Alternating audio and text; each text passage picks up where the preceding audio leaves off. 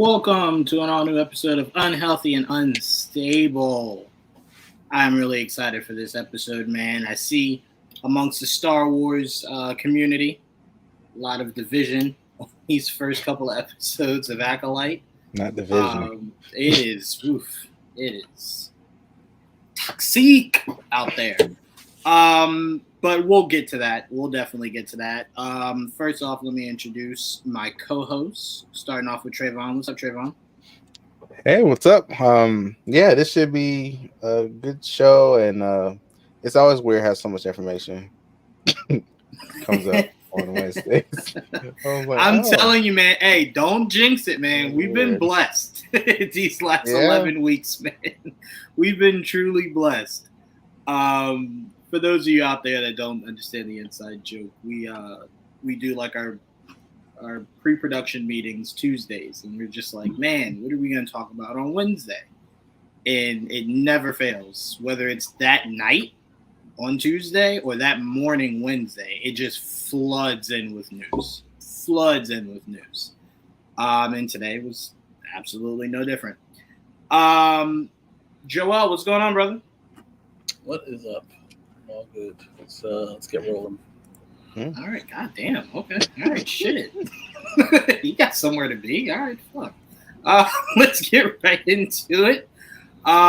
First, before we get into our exciting show, I did want to take a moment to express our condolences to Ben Potter, aka Comic Storian. Many of you probably have seen Comic Storian. Maybe don't. You should know Ben if you've seen Comic Storian videos. He always starts it off with his face. He passed away recently. I did not look into any details. Details at the time were not given. I did not look into them. I do know it was reported as an unfortunate accident. But we definitely give a lot of love and support to Ben's family, his wife also. For me, he was a big part of a lot of what I knew of comics because I refused to read them. So I'd go right to YouTube, Comic Storian, and he'd give me a short, long version of what I could have read. So I will forever appreciate Ben and his contribution to me personally. So I definitely just wanted to take the time to say, condolences to him and his family. And it's just tragic, man. It's just really tragic. Really, really, really tragic. Definitely make sure you guys are appreciating the time you have and the time you spend with your loved ones, for sure. Because it can be very sudden. This is, I think, the second one. The first, not too long ago, we heard about, what's his name from Gen V? I keep forgetting his name. Chase, thank you. Chance. Okay. Chance. Extremely gifted. Ben, extremely gifted. Both also very young. Is another thing that really sucks. So definitely just wanted to take the time to give condolences out. Definitely rest in peace, Ben. Much love to you. Yes. All right. We did not do this last week, even though we promoted it for last week. So we're gonna start with Acolyte this time, so we don't skip out on anything. All right. So for many of you, if you guys have seen our thumbnail, it's been, the Star Wars community is not liking it, mainly because a lot of the Star Wars community didn't like midichlorians, and this took a page out of that book. For me personally, it's not that I don't like it, I don't get it. And I kind of am just waiting to see if more episodes go by and it's maybe explained a little bit more, or if Leslie comes out, the creator of the show, and explains a little bit more. For anyone that does not know what I'm referring to, they had a line in this episode when the Jedi came to take the girls. They asked, "Where's the father?" They were told there is no father. And the mother begins to say how the daughters were plucked from the thread in the Force, essentially, right? We know kids being born, no dad, That's Anakin. Anakin was supposed to be Star Wars' Jesus, right? So it's like to hear that you could just be plucked from the Force. Plagueis, who's around this timeline, is probably just like, well, what the fuck did I do midichlorians for? Like, you can just pluck a motherfucker from the Force. So I am curious to see what their true power is, and how the fuck they were able to do that. Because now you're doing something to the history of Star Wars with that line. Again, I don't have a problem with it. I just want to understand it better. But overall, I thought it was a fine episode. I thought they could, this is just petty of me, I guess. I thought they could have made the girls look more like each other. They look different, only for them to be played by the same actress when they get older, right? So, like, they look too different to know that when they get older, they look exactly the same. I mean, exactly, because they're played by the same person, right?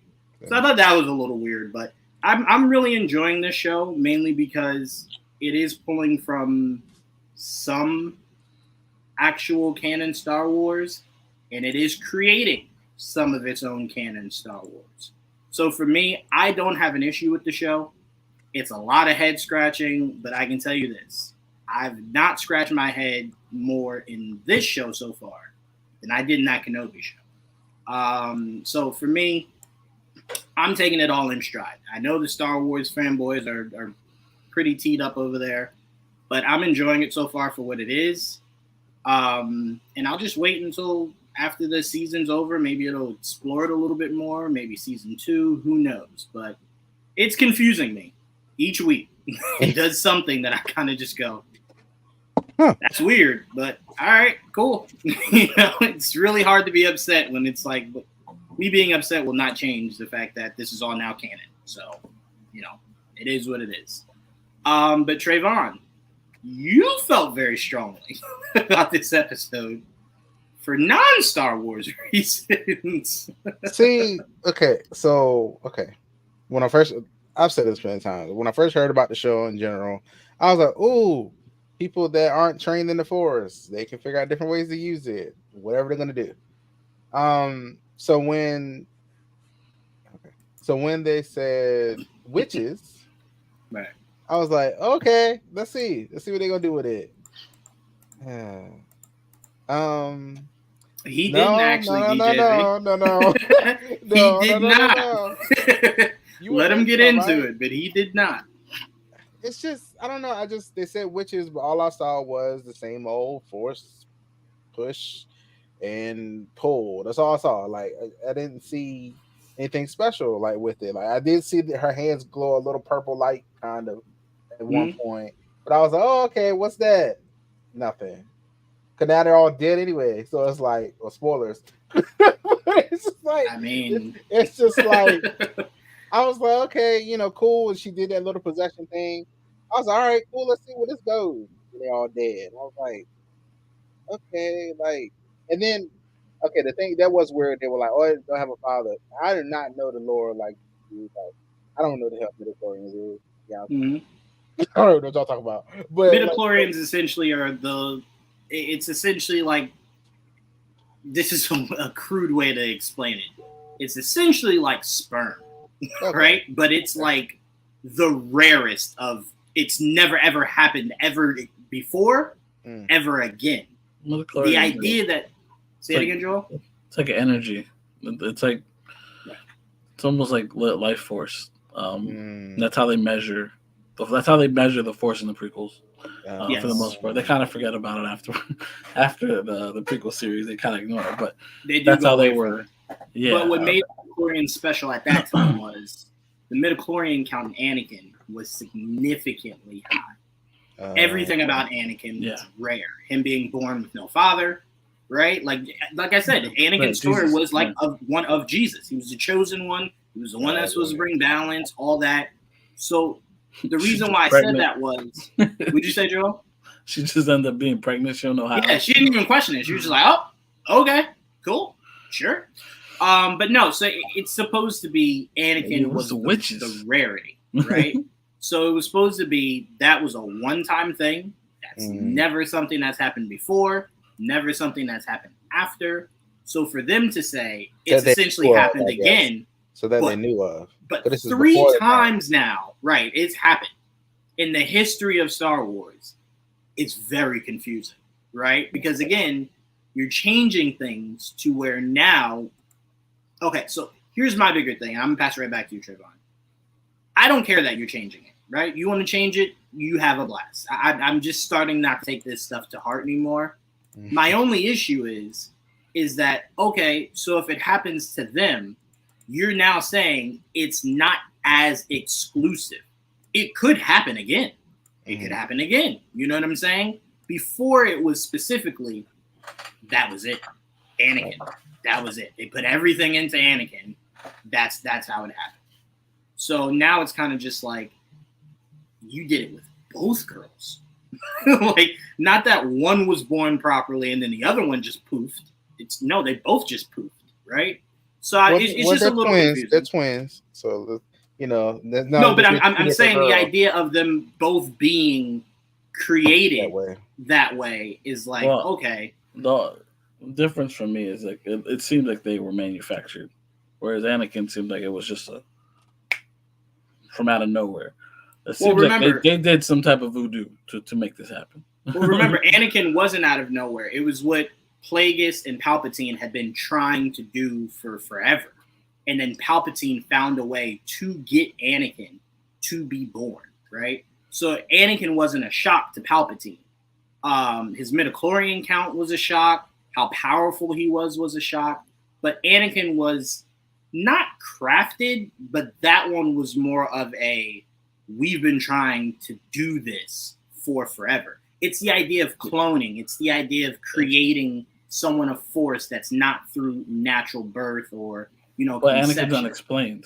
And they as of right now, I can say they are explained in the fact that they were created. It seems like they were created by her in some way, because they were trying to keep that a secret. Like how they did it. We're on the same page. We don't really know how. We just know that he is, and they wanted to do that, and he just did, and we don't know how that happened. I don't disagree with anything you're saying. He's still a mystery. It's still, but there's still a shroud of the how. Like, you saying you plucked them out of the Force is like, okay, if you did that, that's some power we've never seen. Like, the Night Sisters couldn't even do some shit like that. So that's kind of why I like this episode, because like there's like these new characters. They're introducing the Force in a different way, even though it's not visually different. The way they summon the Force is different. The way they worship it differently.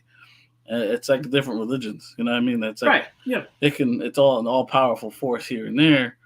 It's just the way you handle it is different. Like there's considered dark magic, or I guess dark force, and like you could actually see some of it. Like you said, you can see like a little purple or whatever. Normally you can't see the Force. Right, but that's what I'm saying. That's what the mystery still is the how.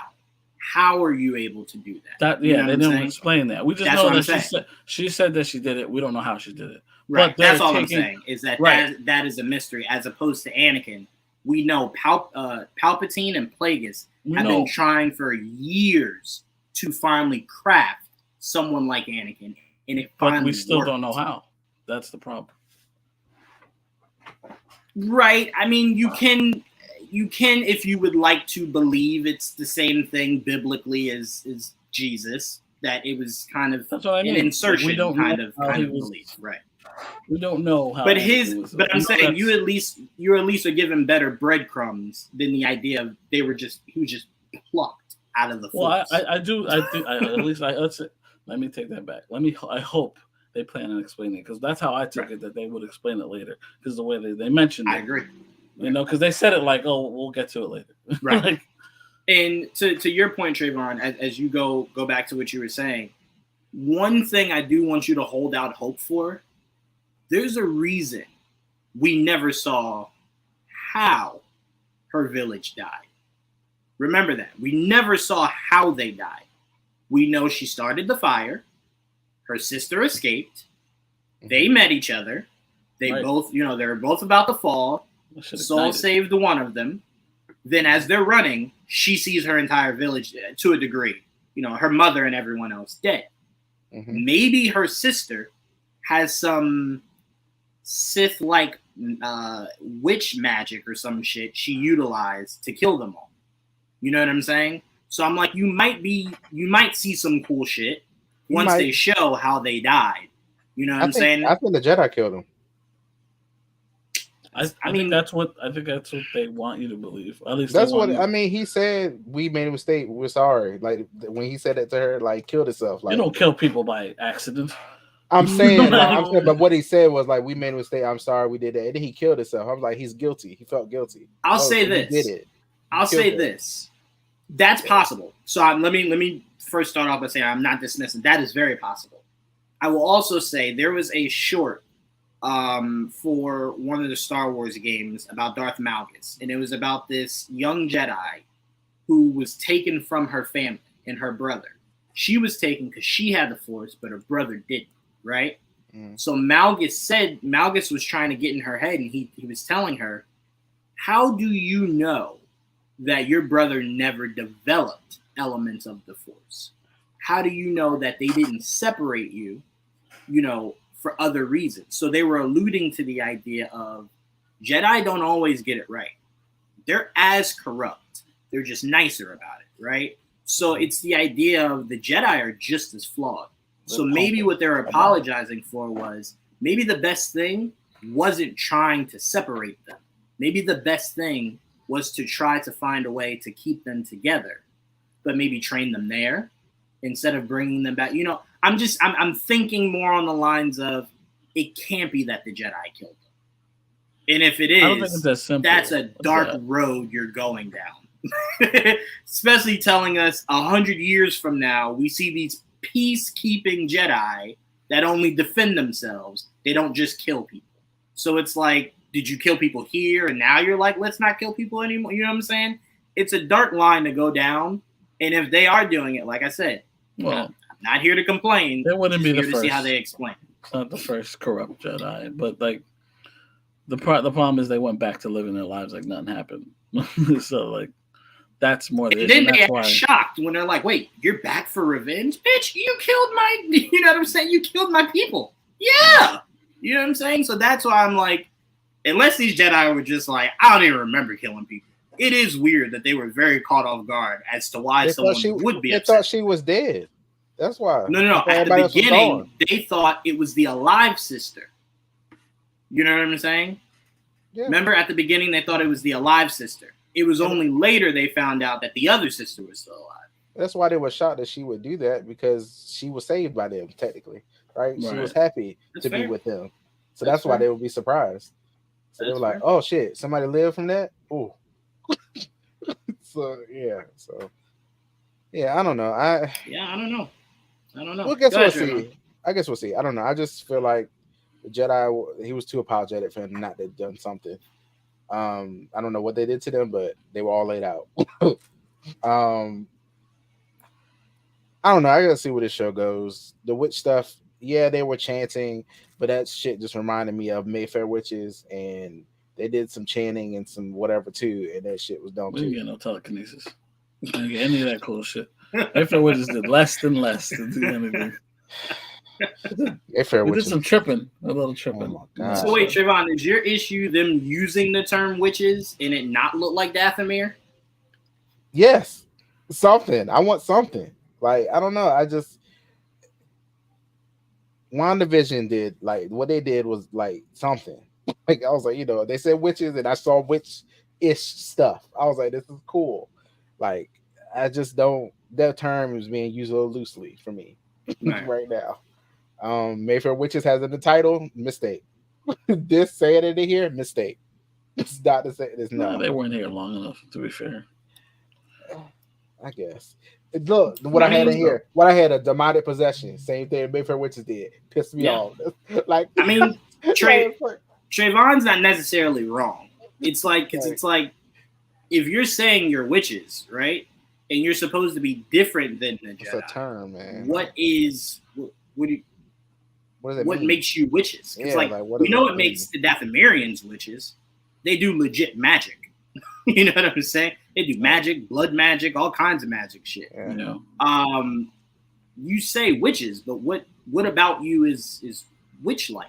Like aside from the cult shit that they were doing. Excited, right? But there are cult. actual cults that aren't witches, so it's like, what made you a witch? Is really I get what you're saying, but you look like when they kept doing all that stuff, I was like, okay, something about to happen, right? Come on, Trayvon, you gotta give it to your fans, bro. You gotta tell them your motto. Let them know, Trayvon.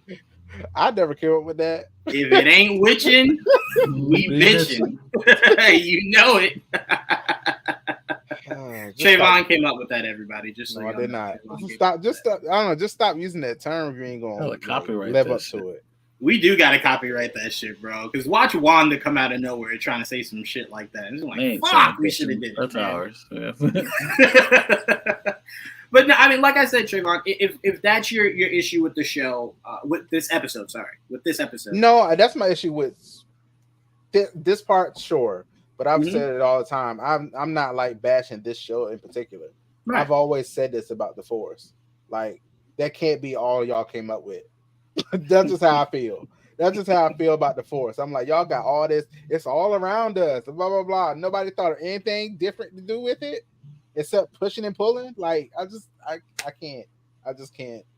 I know that sounds crazy. Like I know Star Wars fans are like, well, that's what it's always. I don't care. For me, the person that's kind of like new-ish to this, I just feel like if you have this stuff all around you, there's been nobody creative.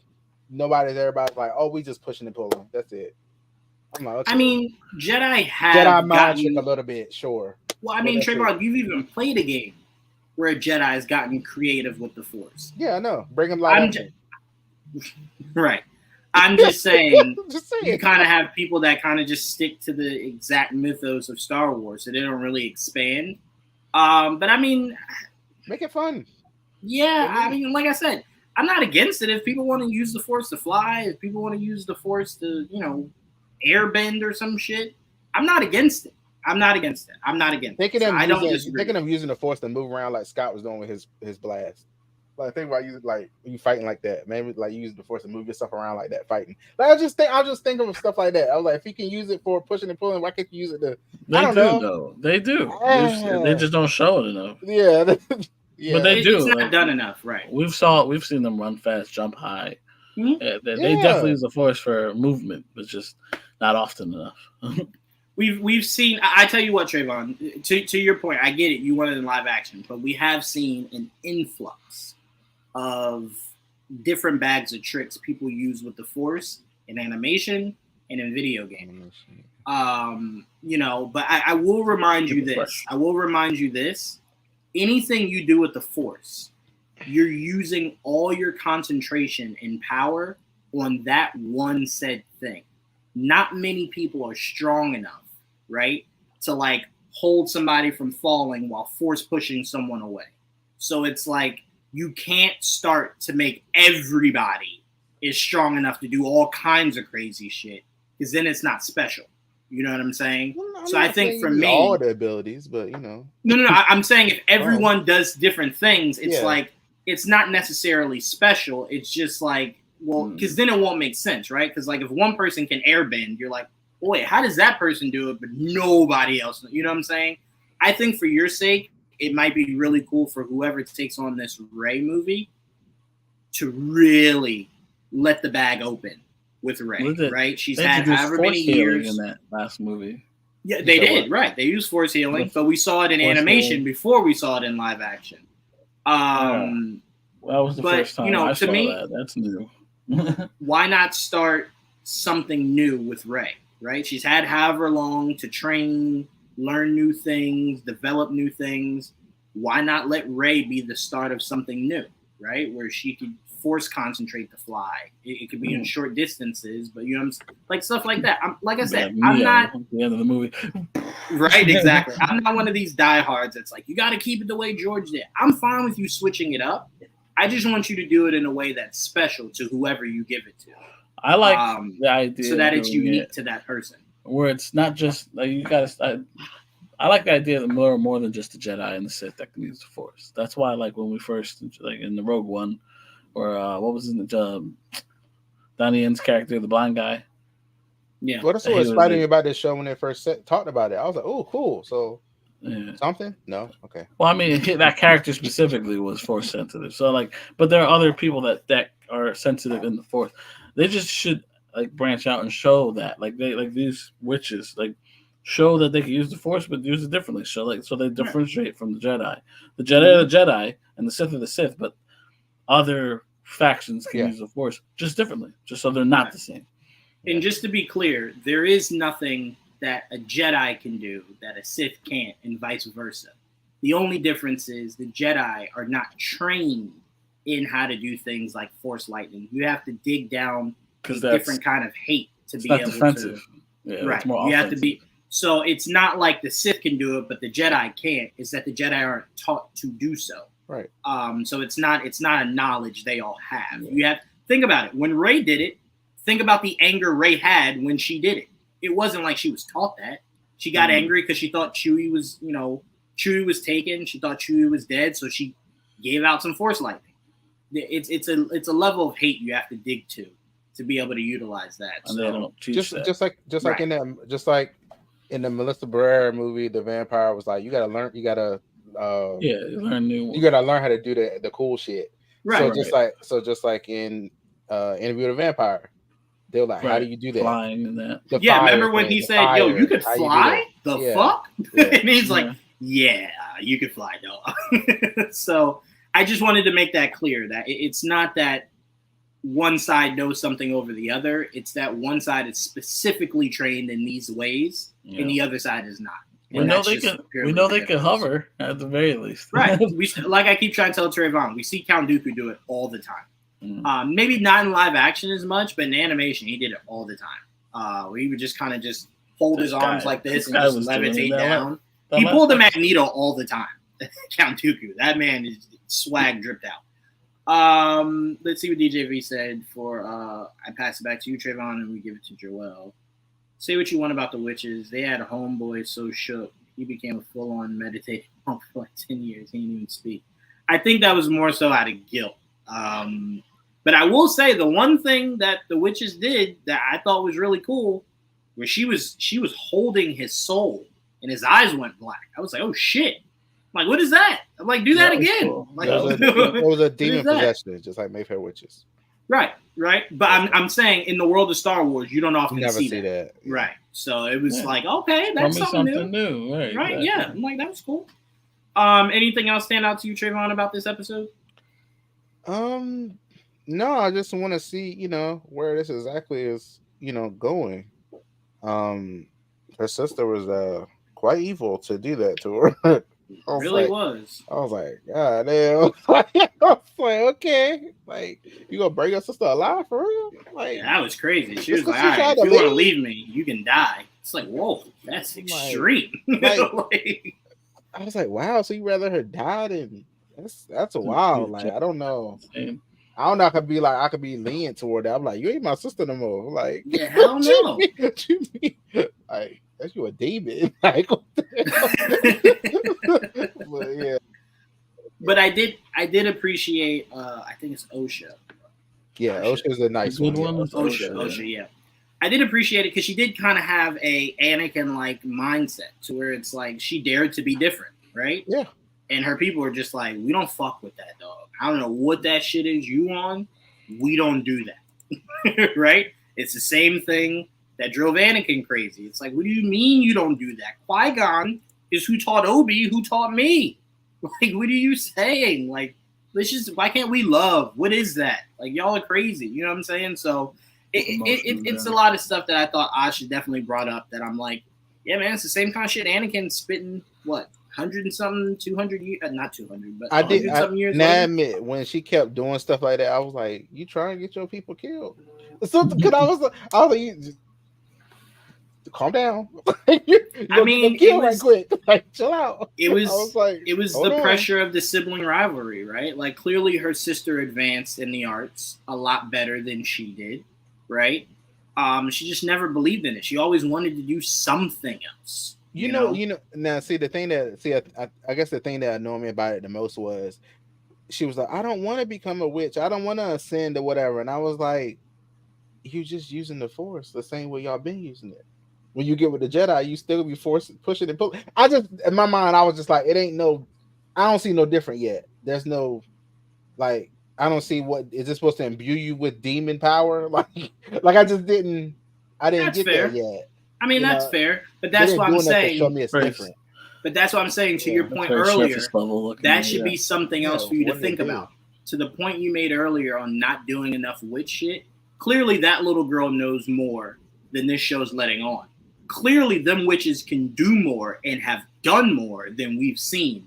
And she's saying, I don't want no parts in that. Like, I don't want to be able to do that. I don't want any parts of it. And remember, Jedi is different. You're taught to protect. Not No. I mean, know what I'm saying? So it's yeah, like there are levels of And being she a Jedi eventually- that will be different than being. And then she stopped doing that too. So, Right, she did give it up. Yeah, they gotta go into that a little bit more. That is weird. You damn near got your people killed to be a Jedi. You stop being a Jedi? Like, you're not for nothing, dog. your heart's She's not like, in I it. just want to see the No galaxy. shit. It's like, bruh, I you just could have don't think taken she you wanted for to an be a Uber ride fighter. real quick, dog. You ain't had to get us killed. I think in general she just didn't want to be a fighter, and I don't know what she thought she was getting into by going with the Jedi. I think she learned the same lesson that that Count Dooku learned, that Qui-Gon learned. It's that the Jedi are not all that it's chopped up to be. The Jedi make it seem like, hey, we're these nice guys, we just keep the peace and just that, and then you get in it and you're like, it's a little different than what y'all pitched. You know what I'm saying? It's like, you ever watch like an Army or Navy commercial? Yes. Do you ever once see in those commercials anybody die? Nope. No, of course It not. seems fun, right? Like it's How the hell about you- brotherhood, sisterhood, Oh, yeah, right? boot Then you camp join fire it, on the ground. right? Then you join it, and you're like, dog, they shoot back? What the fuck? Like, what is it? It's like, yeah, man, yeah, you didn't know that? No, they didn't show that in the commercial. We can ship you off anytime we want to. Right, exactly. So I think I'm not comparing the two people out there that are going to try to get in their feelings about that. I'm just saying it's the idea of you join it and you're like, there's a lot about this that was not clear. Jedi That is not clear. warrior monks. Right. Yeah. Joel, what were your thoughts on this Oh episode? yeah, no sex. Yeah, that's a big problem. Yeah, it sucks. They say no sex, but if I'm made to believe that Obi-Wan was not with that Mandalorian queen, y'all got me stupid, and I ain't stupid. Okay, the way that Obi-Wan was willing to defy everything. Think about it. He went to Mandalore alone. Oh no, I'm just saying. That nigga was willing to die for this woman. That's just a team. Ain't no way they wasn't sleeping together. I'm sorry. I'm not stupid. That's still not the rules are still, you know. Right. The rules are the rules, but I'm just saying if we made to believe that, come on, dog. Come on. It's all about connection. They don't want you to fall in love. Right, because it's an attachment, and it'll blur your mind. Right. And, I mean, and if you they weren't necessarily wrong. Rules, they can lock your ass up or whatever they're gonna do to you. No, they don't lock you up. I think what they just do is they kind of exile you. Like, you can't be a Jedi anymore. They're like, well, just choose. Demote you unless you believe what's her name did. Which is so funny to me because you ain't taking the Force away from me. So no, you can't take the Force away from them. But what you can, but no, I will say, Trayvon, what their defense is to that is you no longer are a Jedi. So if they find you out there with a lightsaber killing people and shit, you're now a fugitive, right? To where they can bring you in and lock you up, and now you're in jail. Yeah, I get you, Trayvon. You're like, I'm trying to, bitch. I get it. I'll show you some Force.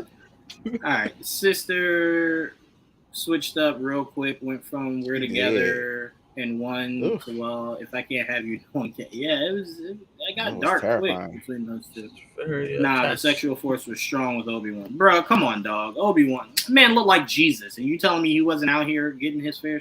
Obi-Wan was a G. Obi-Wan was a super G, dog. Where do you think Anakin learned it from? How do you think Anakin was able to pull Padme? You learned that shit from Obi, dog. Anyway, Joel, what stood out to you in this episode? How'd you like it? Pick one that doesn't age. Exactly. Still hasn't aged. It still looks the same. To this day, she looks the same.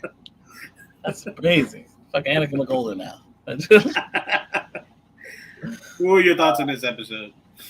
I enjoyed it. Like, I liked how different. It was very different. I'm curious to know more about what all the crazy shit they were talking about, like we were talking about earlier, and how the twins were born, and what's that all about. And I want to know more about this coven that they were talking about with different races. I did like that too. That was not just one race; it was mixed races in there, and I would like to know more about that. Obviously, they only gave us like a tidbit. Um, the Jedi were the Jedi. I mean, they are what they are most of the time. I do like the new swag that they have now. In terms of like their gear, even though it's very similar to the old ones, but different. Right. Different enough. It's obviously a difference. That was really. I mean, I enjoyed the story that was told to me. I didn't overthink it too much. I'm sure there was stuff I missed that people hate, but I watched it twice and I'm like, I don't know, it was fine. Yeah, but I'll say this: as much of a Star Wars fan as I am, I didn't see anything that jumped out to me that I hated. Like I said, I was confused a lot, but I didn't hate it. Yeah, but I can't hate something I don't have answers to. Yeah, there's a lot of stuff they didn't answer though. They left. Right now, if they don't answer it this season, I will be very upset. But if they answer it, cool. Yeah, give them the time. It's 3 episodes out of what, 8? Give them time. Let them cook. Let them cook. So I like what I saw. I'm so my issue is if they don't answer it or they don't at least allude to them eventually answering. That's my issue. Yeah. Sorry, I think I just double messaged that. That's wild. No, I mean, to me, it's like, I don't know. To me, I think people want to hate this show. And for me, I'm not there. I'm not there at all. I haven't seen anything I disliked. I haven't seen anything that so far has been really good. Right. They wanted that since they saw the lead. Technically, there is no lead. But I'm saying, like, the twins are the lead. Technically, they were gonna do that. No, it's not really. Yeah, I mean, it's very much a collaborative show. To me, I look at this the same way I look at Clone Wars. Clone Wars is 100% about Obi, Anakin, and Ahsoka, the animated series, but it's a collaborative show. It's very much a collaborative show. It's led by Obi, Anakin, Ahsoka. I don't disagree about that, but I'm saying to be upset about the lead, like Rey was the lead, was the clear-cut lead. She was the face of Star Wars. She was the Luke of the new trilogy. The twins are not the face. Were they mad at Rey? Oh, of course they were mad at Rey. Of course they were mad at Rey. No, I'm not disagreeing with what you're saying. I'm just saying, to me, I think for this show, that's a very dumb thing to. It is. We don't. Yeah, we don't know where it's going to end up going. But as of right now, they are the eyes we see through. Right. Until that changes, right. Because the Acolyte right now that we have an idea what they mean by the Acolyte based on how the first episode ended. So you're like, okay, we kind of understand where they're going because we don't know who their mentor is or whoever's teaching them the ways, the dark side ways, right? The one sister, May. Yeah, right, May's teacher. What'd she call him? She called him something. What? I don't know. She gave him a name. She said something. Master. Master. Was she a master? I forget. Yeah, I think it was Master. I gotta definitely go back. I will ask this before we move on to our next topic. Who do you think her master is? My opinion, I think it's her mother. That's where I'm going with. You think her mother is? I think it's her mother. This one right here? Yeah, I think it's her mother. The Sith saber? Yeah, 100%. I 100% believe she was thinking, what's the best way to tear down the Jedi? Tear them down from inside, right? Tear them down from inside. Think about everybody that May has killed. They had a false sense of security because they thought May was Asha. Was Asha? Osha? Osha? So they thought, oh, we know you, right? So it wasn't defensive from like the door. It was kind of like, who are you? And some of them were like, okay, I remember you. Okay, hey, what's up? And it's like, whoa, did you trying to kill me? So again, that's just my outside looking in. It's just a guess. Just trying to put some logic to who this could be. Because one thing I don't want is whoever May's master is, it can't be a throwaway. I'm sorry, I can't accept that. It can't be a throwaway. You're deciding to bring a Sith in a time where there's no Sith? Can't be a throwaway. I saw some Sorry, people can't talking be. online that it might have been that boy that she was talking to, the way he was able to dodge her and stuff. They were like, he's The more boy? than just the To me, the one that gave her the potion or whatever. right. Well, they're working together. Well, yeah, they're working together. Why would he be out of costume if that was like? I don't know. To me, that's a little weird. I thought him and her Manipulative. working together. So I feel like she they're said the working master- for the master. right. Because he said it. That's how she said it. Then like the master would be upset if he found out or whatever the fuck, right? Yeah. I remember her. I mean, look, unless they're pulling some Scream shit, because Scream love to do that. Scream's like, oh, there's no way it could be her, and it's like, what the? Okay. What you said Plagueis was around, right? Who was Plagueis' master? That I don't know if it's told who Plagueis' master is. If it is, I don't remember. I don't remember who Plagueis. But if he's around, that means there is Sith, right? No. Yes and no. It was really Plagueis. It was really just Plagueis. Until he killed whatever his name is, because I'm assuming he didn't have a master. We just don't know his name. Yeah. I don't know who his master and eventually was. Plagueis I don't remember. Recruits what's this guy? This guy Palpatine. Palpatine, but I don't even know he's born yet. Palpatine is. If this is 100 years before Phantom Menace, he was 50, I believe, in Phantom Menace. Oh, so he's not even born yet. Right. So he's not born yet. Well, Plagueis would still be there. If Plagueis is alive, then he's a young Plagueis, and his master is active. Right. So, if that, let's say that's still canon for as long as we know, right? If that's still canon, because Plagueis was his master, we know that's still canon regardless. Right. It's interesting. Yeah. So, like I said, my only issue is whoever it is, which again, I don't care who it is. That's not important to me. Let me be very clear. I won't be upset with whoever they reveal this. I just hope I know. It just can't be a throwaway. That's all. Like it's me, and I don't know who that is. I'm like, it's a little disappointing. Oh yes, thank you, DJV. Thank you. Pronounce that. Tenebrous. Tenebrous. Dark Tenebrous. Yes, thank you. Thank you. So, Could not remember that, DJV, to save my life, bro. Do we know when he killed him? When he killed his master? Right. Well, it had to have been well before Palpatine, because you can't get apprentice. You can't be 3. Right.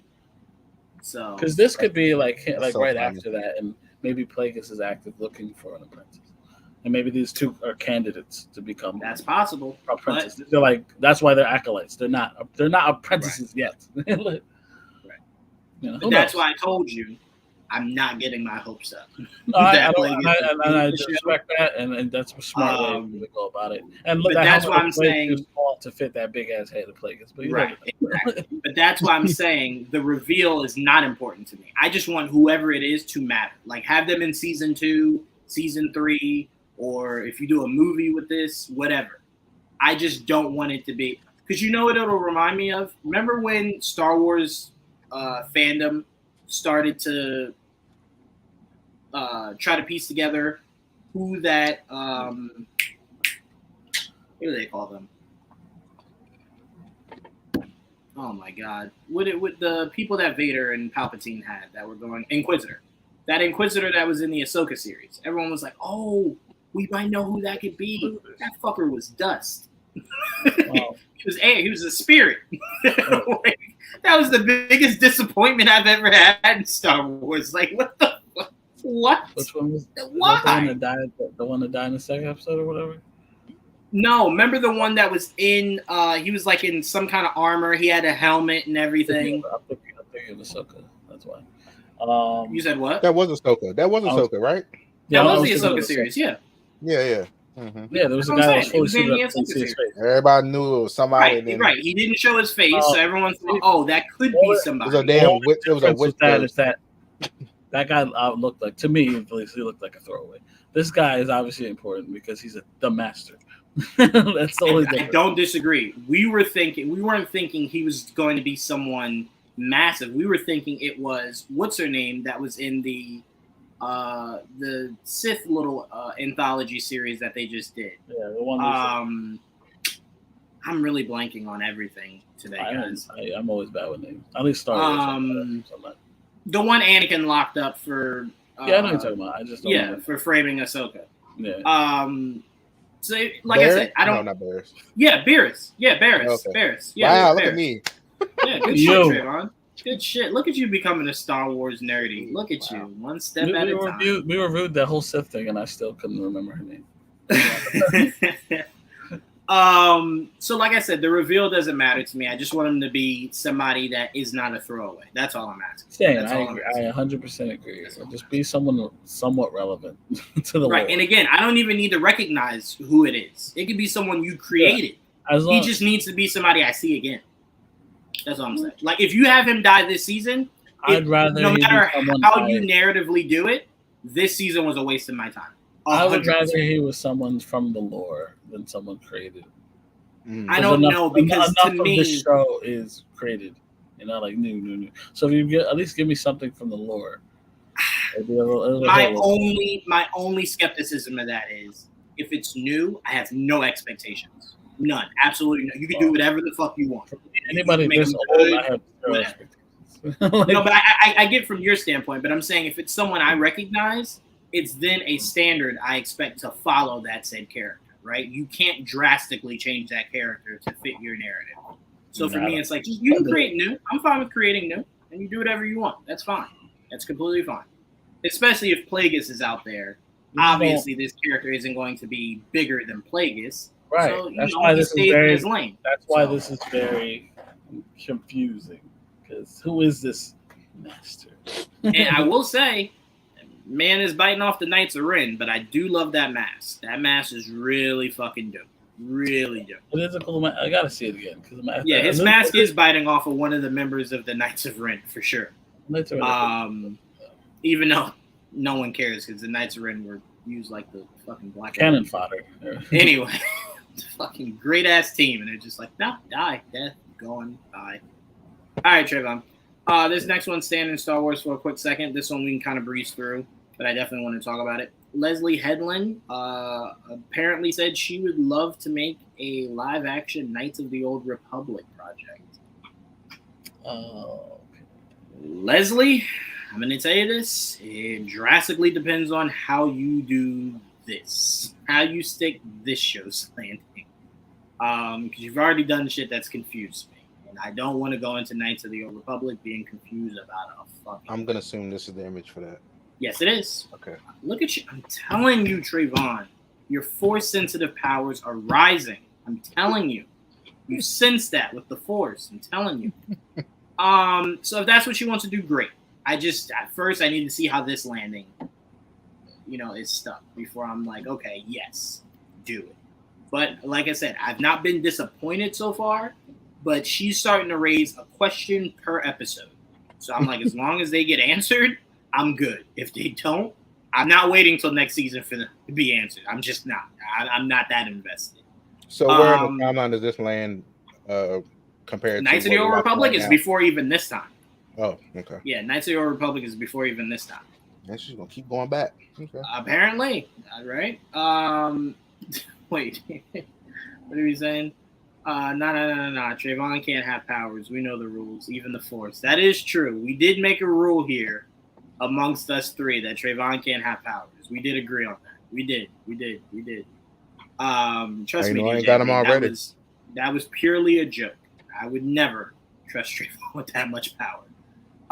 Joel, you interested in a Knights of the Old Republic project? Man, I'm interested in anything Star Wars. Just give me anything and have a good story and give me some new lore that I can stick my teeth into. I'm in. Mm-hmm. Have you played Knights of the Old Republic? No, I was waiting for the remake, but it's never gonna happen. I have it downloaded on Switch if you want to just play it one day. We'll see. Just saying. Just putting it out there. Trayvon, you at all interested? Yeah. Force. These are like Sith people, right? Mm-hmm. Well, good. These two, yes. They're good. Yes. Yeah, they use their powers wisely. Yeah. Bring them in. All right, we're gonna hose Trayvon down real quick. We'll be right back after commercial break. Uh, no, let's move to our next topic. This was a fun movie. I'm talking about Bad Boys 4. This is a spoiler breakdown, so if you have not seen the movie, please stop what you're doing and go see it. If you're driving, hit a mean U-turn, head to your nearest theater, and go see this movie. Support it. Amazing movie. It's so funny. I hyped it up to my mom and my sister. They're like, shit, all right, we're going to get dressed and we're going to go see it. They called me immediately after they left, and I'm like, did I overhype it? They're like, no, not at all. This was so great. This was great. Because my mom was asking me, like, how funny? And I'm like, don't gauge it by how funny, because it's meant to be taken a lot more seriously than its predecessors. Because it's more, it's heavier consequences, right? Mm-hmm. So they have more at stake than ever before. So I'm like, think of it as different comedy. It's hilarious. But don't, like, I rewatch Bad Boys 1, 2, and 3. 1 and 2 are drastically funnier than 3 and 4.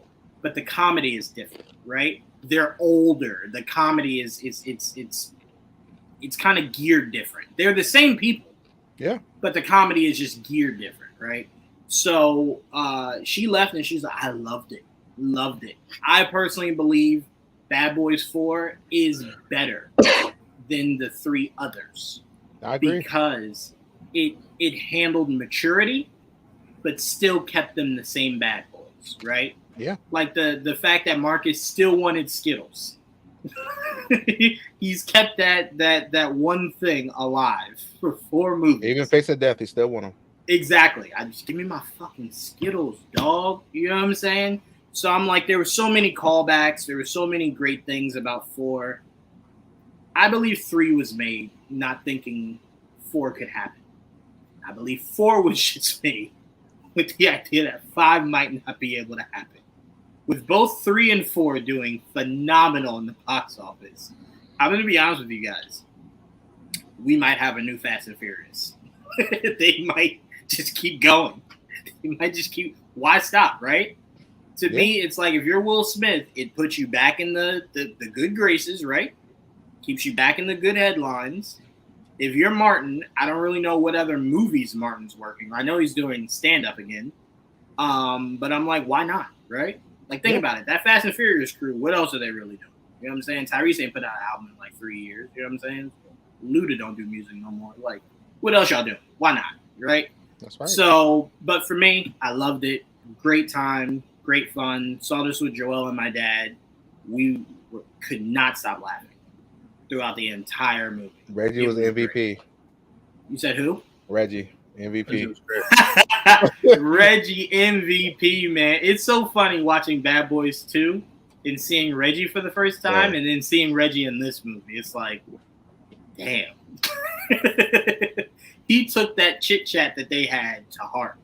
I feel like he never let that conversation go. But Joel, I'll start with you on this one, man. What were your thoughts on Bad Boys 4? I really loved it. I really did. From beginning to end, it kept me entertained. I didn't look at my watch once to look for that at the time. I looked at it for that I got texts and shit. But but like I usually check, if a movie's long, I'm like, got another hour.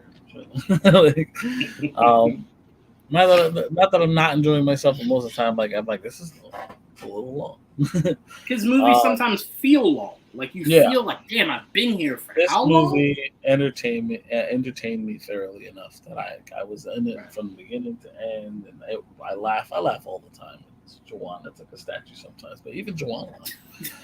That is not true, dog. Stop with that narrative, man. You've gotten better, but I swear to God, it's like sitting next to a gargoyle the first couple of times we went to the movies. I was like, this fucker doesn't laugh for anything. No wonder he hates comedians. I also don't hate comedians. It's fucking God. But yeah, I love these movies. I love all 4 of these movies like thoroughly. This is my favorite. One of my favorite franchises. Since the beginning, since the very beginning, when I was a wee child, mainly because they were such big. They were so big for me on TV when I was a kid. So to see them come together and make a movie together was a big thing for me. and it was so cool. I wanted to be a cop. Like I almost became a cop because of this movie. And I realized they fucking shoot back at me. And I'm like, yeah, I changed my mind a couple of years later. Like, maybe I should rethink that. But you just gotta shoot better and dodge bullets. AJ taught you how to. Yeah, AJ said dodge bullets, and then I realized I might not be good at that. Might not be my thing.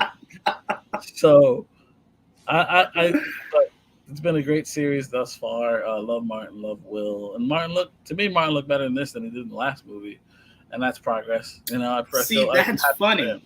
Me and my mom were just saying how much better he looked in 3 than he did 4. Oh no, we thought he looked thicker in 4. I think he looked thicker in the third one.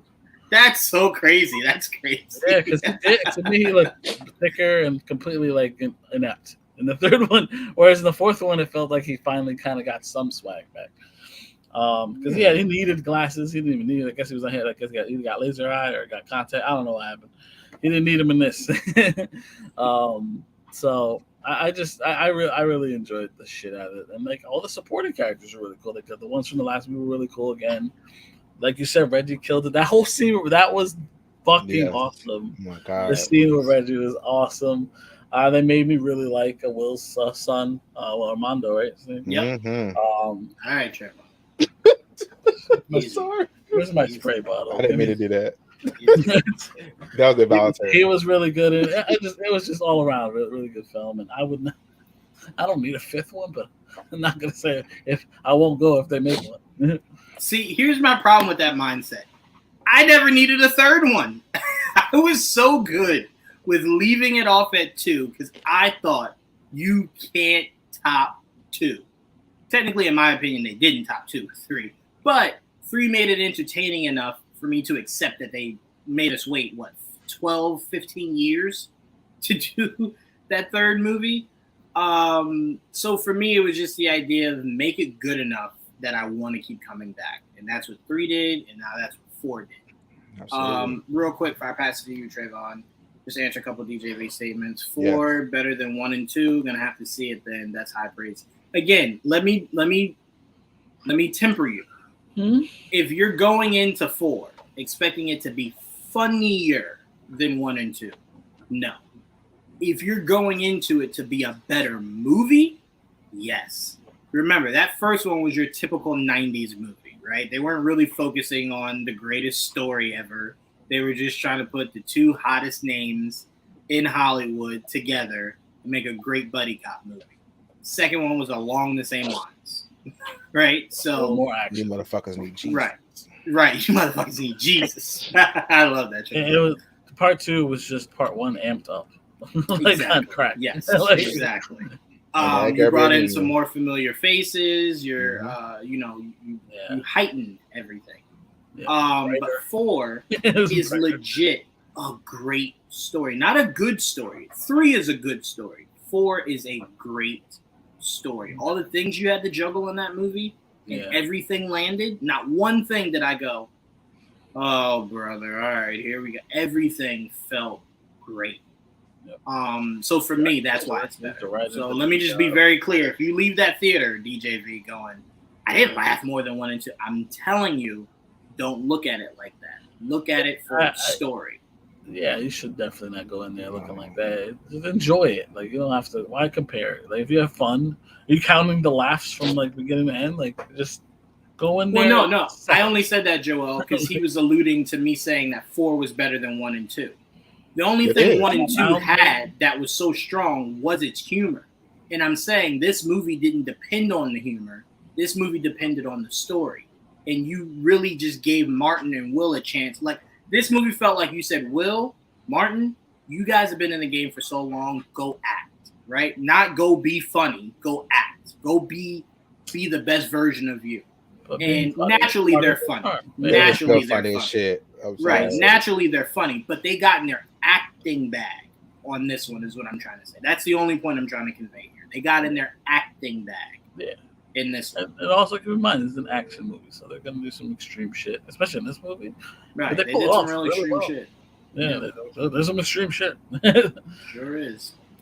Trayvon, walk us through your thoughts on this movie. I loved it. Give me a spinoff of Armando and Reggie. I will watch it. I love them. A Reggie spinoff would be crazy. What, you gonna send them back to war? I don't know, What would man. this Something. spinoff Figure it be? out. Somebody figure it out. I don't know. If they do a 5, I want to see more Reggie and Armando is easier to do if they. Armando, yes, because he's on the run, so you definitely could do something with that. Yeah. I tell you what, you know, I'd be interested in Trayvon. I'd be interested in Reggie joining the team, joining Vanessa Hudgens and what's his name, joining that team. Yeah, I'd be interested in that. You know, he did say he needed a job. You know, maybe they'll consider it now since they saw him do that. Maybe that's what I'm saying. Yeah, why not? Right? You keep telling them to get a job. All right, let them work where you work then. Yeah. Yeah. I enjoyed the cast. Even the recast they had to do in here didn't bother me. That stood out. I loved her. Real I quick, was like, yeah. I want to point this out because Joelle asked this. She was not recasted in 3. She was only recasted in 4. She was in 3. Oh, wow. So they had her for 1, 2, and 3, and then just decided to recast. That's crazy. Did they ever give her a reason? Because I know it was jarring for me for a little bit. Because it was jarring, but I love her. No, I didn't know it because I didn't care what I saw her. I said, yeah, bring her. She's good. I love her. I think they went for more because remember, his wife didn't stand out, right? She was supposed to just kind of blend with everything. They went and got somebody that does have a more comedic background as far as acting, so that she fit better with what they were looking to do. Again, I kind of believe you stay with who got you there. But yeah, I imagine it's some type of scheduling, or she just didn't want to do it. Because I can't imagine she didn't want to do it. That's the easiest paycheck. She had like 3 lines. I have no idea why. I'm surprised it never came up. So I'm like, why did she not come back? That was weird. Because there's probably no drama behind it. Somebody said she might have retired altogether or something. Somebody said she might have retired or something. But we do know, Will do like to recast. we know that. So that could have been it. Will's name is a producer on this movie, not Martin. So I'm just saying. We have another Aunt Viv situation here. But she hasn't been seen in Hollywood since 2010, and then she came back for 2020. And yeah, so I don't know. Well, she must be doing very well for herself to not need Hollywood. So. Bravo. Are you saying Martin is not a producer in the movie? Is he? Because I only saw Will's name. I don't see how he's not. How would you go this far and not be a producer? I believe Will's production company's behind. That's what I'm saying. Yeah, I don't think Martin doesn't have producing credits. That's true. Again, if he does, my apologies. I definitively saw Will's name when it started showing producer. I did not see Martin's name. So if he does, my apologies. But I don't think Martin is producer of this. Yeah, it just says Will Smith. Yeah, and it doesn't say. Yeah, I mean, it makes sense. Yeah, that's crazy to me. It is. Yeah, but yeah. We found out this week that it was Martin that had the role first, and he talked Will into coming into the suit to do the movie with him. It makes sense because I was thinking about 1995. I was like, maybe Martin was the biggest name in comedy. So, yeah. Well, one of the biggest names in comedy. You could argue the biggest name in comedy, but you got to remember, if they were looking at Martin first, it lets you know how they viewed Martin's impact on The Martin Show, Martin's impact on Def Comedy Jam, right? Yeah, I mean, that was the peak of Martin at that time. Right. But I will say this, though. Think about Martin's character as Marcus. It made sense. It was Will that probably originally was like, how do you make the Fresh Prince this suave, sex magnet kind of, like, how do you make him the badass? He curses all the time, because think about it. Will Smith, the rapper, don't curse, like all that. Fresh Prince, you don't think Mike Lowry when you think Will Smith at that time. So that might have been, maybe that was even in Will's head of like, that's not me, dog. And Martin's like, that might be why they kept playing about that too. He was like Mike Lowry, he kept making fun of it. Right, exactly, right. And maybe that's why they kept doing that. Yeah. So for me, I mean, again, we don't know that definitively, but that does make sense to me because Martin essentially was playing who Martin was in Martin, now as a cop. It was Will that had to do the different, thing. You know what I'm saying? Different than really anything he's ever done at that time. So I mean that makes sense to me. If that's what the case was, that makes sense to me. Yeah, that's what he said. That was Will that was saying that Martin was the one that called him and talked him into. It's like, hey, and he was saying like at the time they were the two biggest black comedic acts at the time on TV. If we can get together and do this, it'd be big. And it's like, I was like, all right, well, let me look at the script. Nah, don't worry about the script. We'll work on it's a Michael Bay movie. We don't worry about scripts. Just work with me, and we'll just let's make it work, and then we'll get to we'll fix the script. like at the time, I guess the script was worse.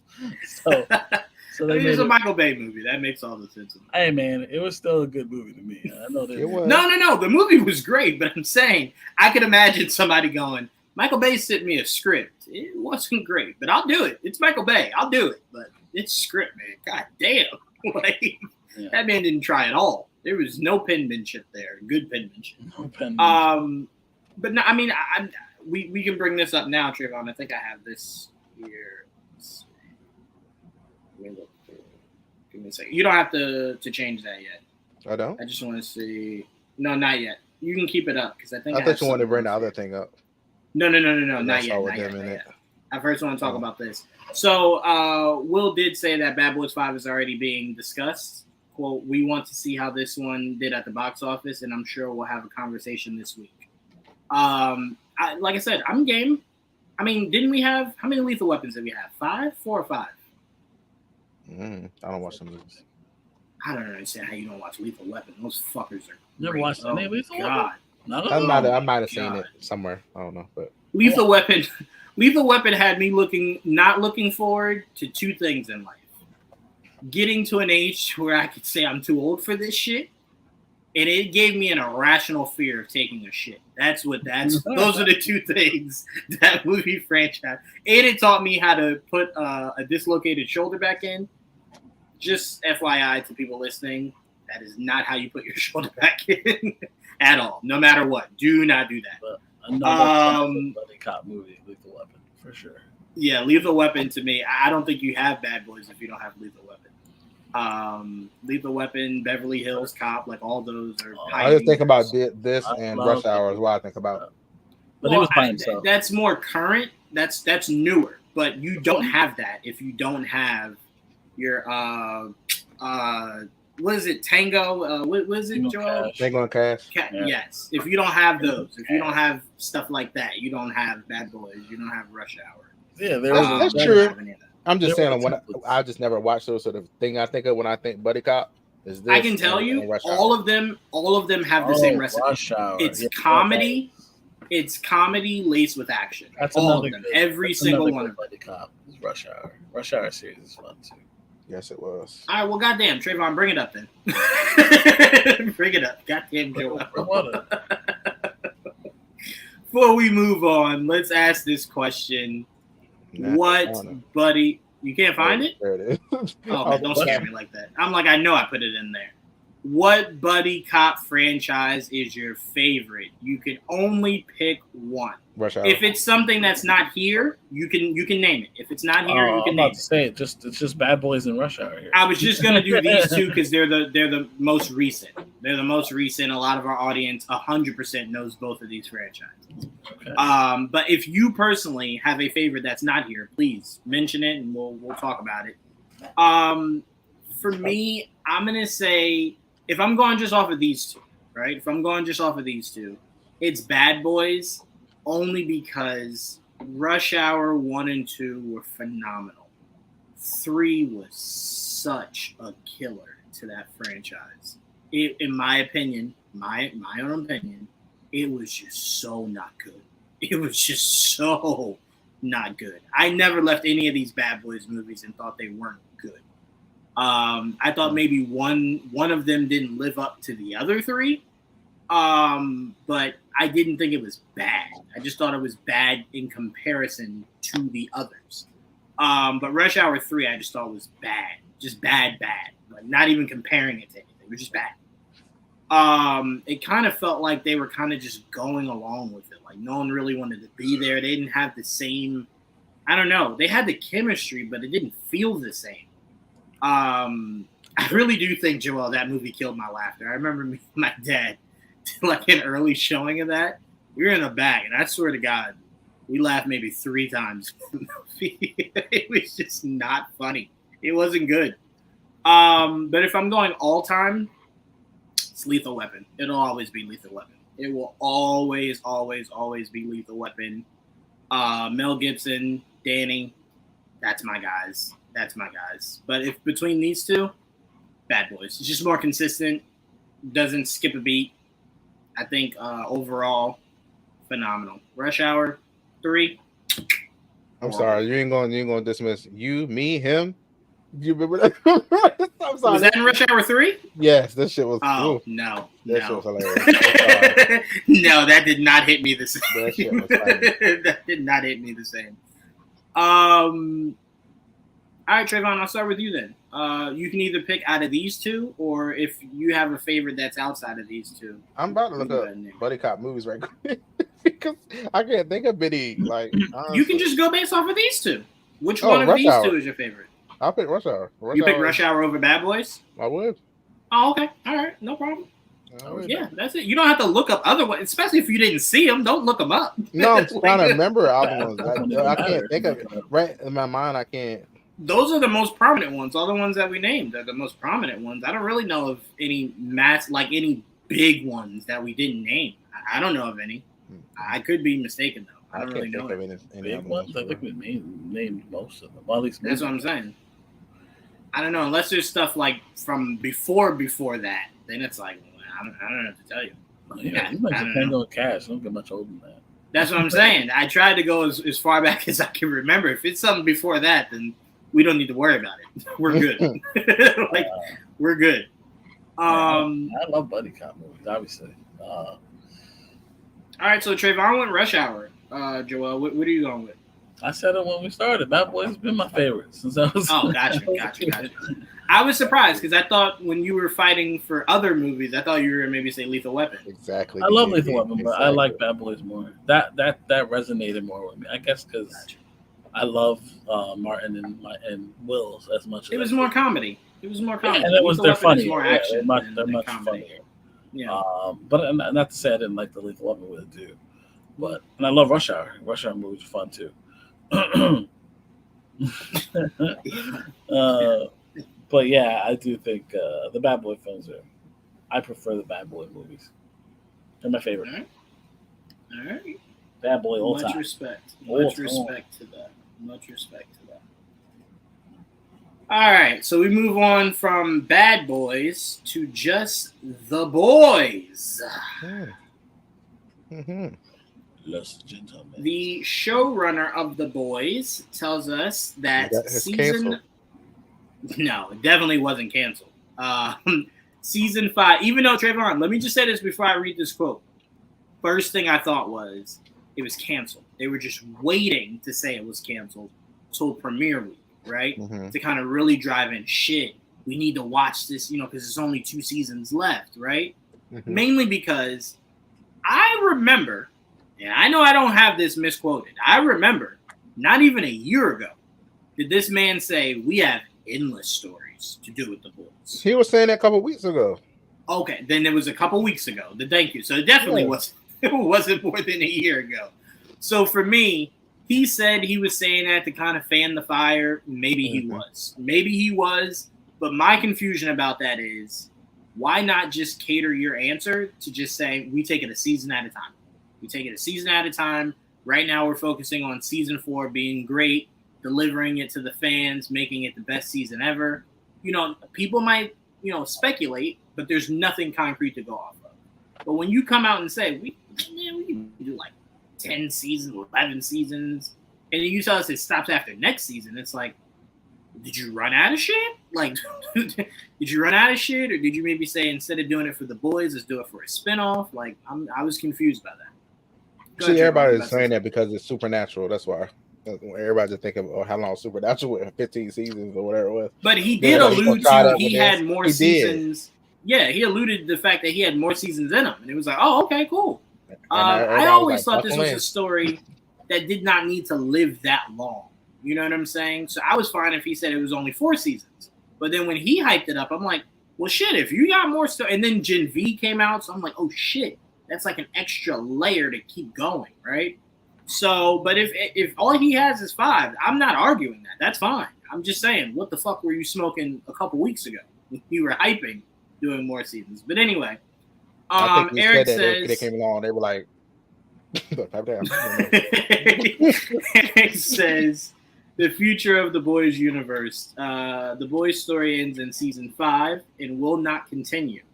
They are planning to keep making Gen V. Excuse me, and they are looking to develop a couple other shows in the universe. I wonder if we see characters from The Boys get a spinoff. So yes, technically the storyline of The Boys is done. But you might who I'd like to see get their own show? I'd like to see Frenchie and Kimiko get their own show. I would love to see them have their own show. For me, I think that could be a lot of fun. Especially with all the cool things they did with them last year, doing that musical scene and everything, and just really having fun with those two. But for me, I'm cool with this. I want this universe to continue. So whether it's with The Boys, Gen V, or a spinoff, I'm game. I'm okay with it. Trayvon, how do you feel about this news from Eric? Yeah, it makes sense. I mean, if he's getting his choice to end it, and he's ready for it and prepared and all that, it's not a surprise. I hate when they do that. So at least they're telling them. We know it's going to end season 5, so I'm sure they're planning it out really well. And this show has been great and crazy and gory, yes. as it's from the start, literally. But yeah, I'm excited to see what they do with this, what they do with these next 2 seasons. I'm excited. I want to see Gen V, but I know that got to be hard for them to figure that out. Mm-hmm. But yeah. I love this universe that they made. So it's a great universe that they built. So now it's just about seeing how they can keep expanding, right, without it just getting stale. Joel, how do you feel about this news from Eric? I was a little disappointed because he seemed like he was gonna go farther, but I also felt like he didn't think he'd get this far. So the fact that he's it's not technically over. The main show's over, but we still have Jeff D, and he says he has other ideas. So the world isn't going away. It's just the main show is over. Right. And I'm fine with that. Like it to me, it kind of felt like it was coming to a close. So I think they went further than he was expecting, and I think he's just happy that he got to tell the story he wanted to tell. And obviously they have ideas, other ideas they want to explore. So I'm very curious what those ideas are, who they spin off from, and I expect to see these characters again in some light, even if it's not every episode in the main boy storyline. So I'm happy the world still exists. It's a fun universe, though. It's a dark side of the superheroes, not the side I normally tend to gravitate towards, but it's still a nice counter television to what I'm used to. Yeah, it very much has a South Park approach to where you watch it, you're just like, there's no way they'll keep putting this on television. You're like, 5 seasons? Very extreme. 5 more than I thought they would allow. And I love what they've done with the Gen V, so I trust them. Yeah, I definitely thought. I definitely didn't think the sky was the limit. That episode where someone came out of the dude's pee hole, and I was just like, yeah, they might have to cancel this show, bro. This shit is crazy. And it's like, oh, they're making more. Oh, okay. Well, Amazon is like, bring it on. They love this shit. So God bless them. Well, God bless them. It is popular. It is very popular. It's so crazy because these niche projects are what's making Amazon's IP so strong. That by the time they bring in actual IPs like Lord of the Rings, God of War, stuff like that, it's like it might put them in a stratosphere of their own. You know what I'm saying? It's like if they could do great with this offshoot shit, Invincible, The Boys, Gen V, stuff like that, it's like Lord of the Rings Season 1, in my opinion, did great. Set the tone. It was a great table setter. Season 2 is about to get fucking insane. And I'm like, I can't wait to see what God of War looks like here. You know? Can't wait to see that. Yep. Oh, All right, let's move on to our next topic. We're talking some Creature Commandos. James Gunn did let us know that Creature Commandos will be in December. I personally don't like that. It's been done. Why the fuck can I have it now? It's been done. It's been done for almost a year now. Apparently, he just finished finally watching the whole first episode. Oh, so. Fuck him. I want to say the same thing. I want to say I just finished the fucking episode. Well, until goddamn December. Yeah, because they were animating whatever the fuck they were doing. Yeah, no, that's my only issue. That's my only issue. It felt like Creature Commandos was done a year ago. It felt like. So it's like, why am I waiting to the end of this year? Ago. So I guess at the end of the animation probably took a while. Oh, that's true. I mean, it is curious. Will they look like this in the show? Is this their animation style that they're using? That's the question. Where did we get this picture from? Where is it? This is James. James put this out. That was during the first announcement. Right. So then we saw a picture of them on a sweater, and they look. No. This isn't from the comics. This is drawn, but this doesn't mean that this is what the cartoon's animation style will look like. Hold on. I feel like it needs to. I mean, I'm game. I just want to know what can I expect for animation. I will show you what they look like. Remember, you saw some of the cast wearing the Creature Commando sweaters. Yeah, they look a little different in those sweaters. Right. That's what I was telling Trayvon. This is just artwork. This isn't from like an episode. This is just artwork. Yeah, I mean, it looks good. Yeah, I completely agree. Yeah, I'll see if I pull up the sweater. There it is. Wow, this is pretty clear. You only get clear shit, Joel. You don't know how to get unclear shit. I don't like it. Why would you want to give me something I can't see? There you go. There you go. That's the sweater the some of the cast. The Superman cast were wearing. Okay, I like this. Hold on. Let's see if I can get this up here. So again, it does still pose the question. I want to see a trailer at least, Give me a trailer. It does still for me pose the question: what is James going to do? Is animation style going to change per project, or will it be one animation style throughout? I'm very curious, and it begins here. It begins with this. So this is a better look of what they look like in the show, but it doesn't give me a concept of their animation style, like how they're going to go about utilizing their movements and whatnot. Yeah, we don't know how they look yet. Right. But it does give you a clear image of what to expect. Like, they're not going to look drastically different than that. It's just, are they going to be 3D? They're going to be 2D? That's going to be the question. That's what I'm looking forward to seeing. Because we know when they do the DC animated movies, they're all structured the same. No movie looks different than the other. They all look the same style. This week, I think we got the dates for everything that's coming out for DC. Well, not dates, sure did? Months. No, we got the months. Yeah, we got the months. We're going to go over the other ones, too. I'm very much looking forward to it because it's our first piece of the new DC universe. So this is what I'm like, I hate waiting. Well, I like that it's at the end of the year. They made you wait. You know why? Because, like, the DCU, we know it really starts next year with Superman, the movie. So now you have... Live action wise. Your first taste will actually be Creature Commandos, animation wise, which will be on Max and at the end of the year, which is what I didn't expect it to be all the way at the end, but here we are. But as you just said, we have other DC properties to look forward to starting in August. But this will be canon in August. Yeah. What's in August? Batman. Penguin. What? The Cape Crusade. Oh, got you. I think you're talking about Penguin. I thought he was talking about Penguin too, and I'm like, no, that's September, buddy. Like, I don't know what you're talking. Okay, I got you. Yes, but I mean, but that is not canon. Right, it's not canon. What are we talking about? Batman. No, he's saying Batman and Cape Crusade is not canon. Creature Commandos is canon. Yeah, only Creature Command. Batman is like Superman. My Adventure Superman. It's like its own thing. Trayvon, you excited for this?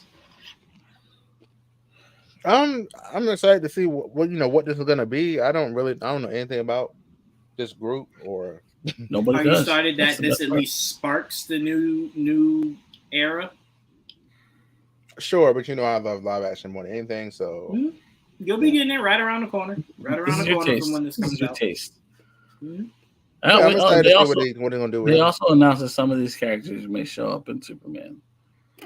So they definitively told you Frank Grillo will be in Peacemaker. That's right. I'm really curious to see Frank how Grillo they do told that. you that he'll be Peacemaker. Go ahead. Yeah, we know for a fact Frank Grillo's Rick Flag Sr. will be in Peacemaker season 2. Yeah, I'm just excited for it to get started. I'm excited to see because there was a big claim of saying these people will play the same character in each thing, like each iteration, game, right. Yes. Animation, live action. Mm-hmm. I want to see that. I want to see somebody do that and see how that all works. It's never been done before. That'll be fun. So, yep. This is the first one. Well, the first domino will be Frank Grillo as Rick Flag. Yep. Seems, at least it looks to me, because we still don't know when Peacemaker season 2 comes out, because right now they're filming it. If I had to guess, Joel, I'm saying next July or August. Next July or August. It gives time for Superman Next to July. breathe. That's Superman. Well, Superman comes out in July. Oh shit! Why did I think Superman was in March? Well, Superman Did they comes out in start July. filming this year in March? Maybe. And that's what I'm thinking. Okay, so it's in I'm July. thinking Peacemaker would be spring. That's what I think. Yeah. You're absolutely right. I mean, it depends. If they finish before the end of this year, it could be top of the new year, Marchish. Yeah, March, I mean they're in the middle of filming now, so probably. Yeah. So it could. I don't see them making us wait all that long for it. Mainly because you assume Superman will have the summer on lock, right? So then you're you don't want it on the outside of it. Why not put it in the inside of it, right? Sandwich it in between Creature Commandos and Superman. So that way everyone's really getting a full taste of the DCU back to back to back. That's my opinion. What he does, who fucking knows? Joel, I know you're excited for this. I am. I like supernatural characters. So this is different than like Justice League Dark. This is a little more. That's what these are going to be? No. No. He's saying it's different than Justice League. They are. They are normally a supernatural group. Oh, okay. Like there's usually like a werewolf and a vampire and blah blah blah blah, blah like a Gorgon, which is like. And so you guys know, Joel wasn't kidding there. That's an actual character. Whoa. That's an actual character in the DC universe. So. Yeah, he's a mummy, and he's a living mummy. He's Tom Cruise's mummy. That's his name. Whoa. But like in the actual character, like a lot of these characters are not in the actual Creature Commando team. I like the newer team had Frank, or the Frankenstein's monster, and the Bride, and I forgot her name. The fish woman over here,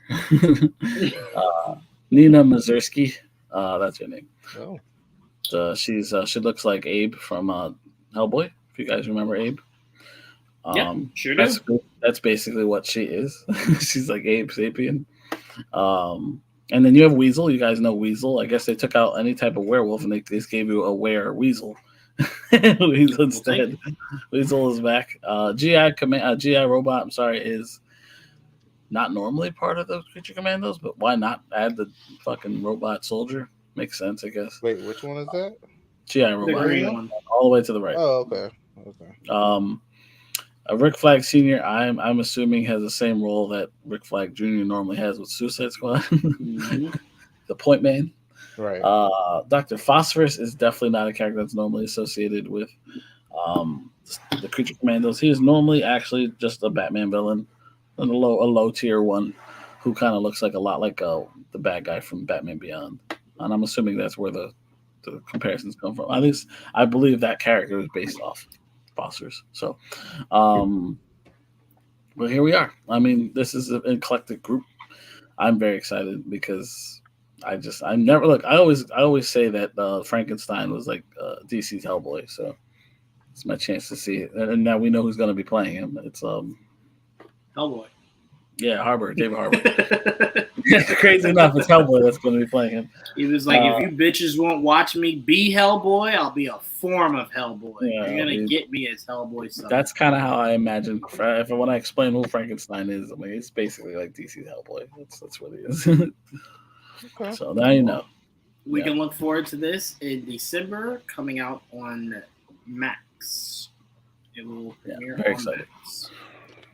All right, the next DC show we got a month for is The Penguin premieres on Max in September. Sure. I'm very interested because there was a possibility that was out there that we could see Batman in this. I wonder if it's reused footage or if we can see Batman again before we see him in his sequel that comes out in 6 years from now. Oh, not you saying 6 years now? You know what it is, Trayvon? I hated when they moved it from next year to the year after. I hated it. Too much time without Batman makes me a very angry boy. Very angry boy. I need Batman. I need my fix. But if I see him just peek his head in this, that's enough for me. Even if it's reused footage, I don't give a fuck. I'll pretend it's new. I just need Batman, man. It's too much. I have to get a whole fucking Superman movie before Batman. Well, going crazy. Get Power Rangers. Well, that's true. It could be worse. You can be the Power Rangers right now. I guess so. I guess so. It's been around as long as Batman. I get it. It's your Batman, Trayvon. About to say not nearly as long. Not nearly as long, but too long. We'll say that. It's been around since what? 89? What? Power Rangers. 89? No. Mid-90s. Yeah. Wasn't it done in Japan before it came over here? But they weren't the Power Rangers. They were like. Was it not the same footage? It's the footage, but they weren't the Power Rangers. It was fucking Power Rangers. I don't give a damn if they recycled it and tell me it's not Sprite. It's not Stone. Power Rangers. It's the same fucking thing. Not the same thing. Have you ever watched what the Japanese version looks like? If you're telling me that it's the same thing I saw in Power Rangers, it's not. Then I don't need to. Super Sentai started in 1975. There you go. Even worse. That is not the thing. And it's even still not worse. close to Batman. Batman. No. I'm saying it's even worse than what I originally thought Power Rangers was around from. That's even worse. Well, I thought it was closer to Power Rangers started in Super 1993. Sentai has been around a long time, but Power Rangers started in 1993. Yeah. Year I was born. Crazy. Okay. You were as old as the Mighty Morphin Power Rangers. Insane. Fucking disgusting. Anyway, DJV, yes, I will say this makeup crew is some of the best in the game. That's phenomenal. When they showed when we first saw him like that, I was like, wow. No, I remember the conversation was because we kept hearing Colin Farrell was casted in a movie. Yes. We kept going, we don't see him in the trailer. And everyone was just like, yeah, you do. He's Penguin. It's like, get the fuck out of here. It's like, no, he's not. So yeah, he's Penguin. It's like, well, remember when he first got casted and we thought he was gonna be like a pretty penguin? Sure like a skinny, thought he'd be a pretty penguin, skinny, emperor penguin, an attractive ass. Oh, that's different than no. He He's came out. It was just like he was physically. Look at this. He looked like the penguin version of Tony Soprano. And what I love most about Colin Farrell's dedication to this role, he sounds nothing like Colin Farrell. Nothing. You can close your eyes, and that's not Colin Farrell ever. This pretty motherfucker decided to let them put makeup on his face. He wanted to reverse Beauty and the Beast. Yeah, he really did. He said, "Make me ugly." Do it. Hey, he looked phenomenal on Fantastic Beasts. So. You said. He looked amazing in Fantastic Beasts. Sure as hell was. I think we mean that differently, but it sure as hell was. I'm excited. I need a full trailer. I feel like we got a tease trailer. I want a full trailer. I do want more. I'm just so I can get a better sense. And I want to know. I'm sorry. I know, Matt. You guys might want to hide this until the actual show premieres. I want to know if we will see any of his rivals as recognizable people. I want Black Mask. I want not Toymaker. What's his name? I mean, that's what it's all about, right? It's about him controlling the town, right? So yeah, but it doesn't mean we'll get gangsters that are recognizable. We definitely gotta get somebody. We would hope, that's cool. But who knows? I mean, there's a lot of people. I'm not. But I'm saying we don't have anyone confirmed as a big name.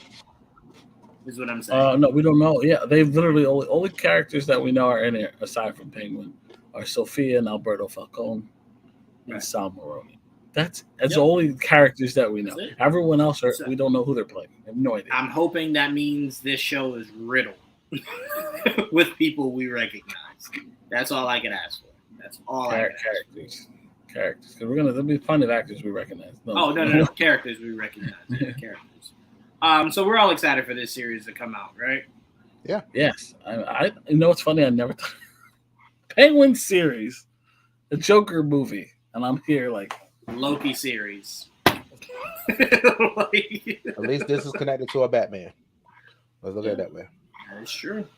That's my thing is, I just like we have a year with no Batman. It's just we have a Joker movie and a Penguin series. Now at least the Penguin is connected to a Batman movie. It's I put it in the same group you're putting it in. It's weird. It's weird. Very weird. Weird. Because all the energy you put into this shit, I could have just had a Batman suit right here. right here. right here. I mean, the fact that they let him spin off and I want to do a Penguin series. Really? Oh, okay. All right. I mean, man restored the feeling for Batman. They were a little desperate over there. They're a little desperate over there. So they're like, let's get whatever. They're desperate over there. Watch your goddamn mouth. They were probably desperate. I'm talking about Warner Brothers in general. Yeah, I know you're talking about Warner Brothers in general. Watch your goddamn mouth. Oh, please. They're about to give me 2 sets of Batman. Yeah, 6 years. That's one more than I needed. It does that 6 years, 8 years, 10 years. I'm getting it. That's all I can have. I'm so happy for you. I appreciate it, Warner Brothers. While I'm over here crying.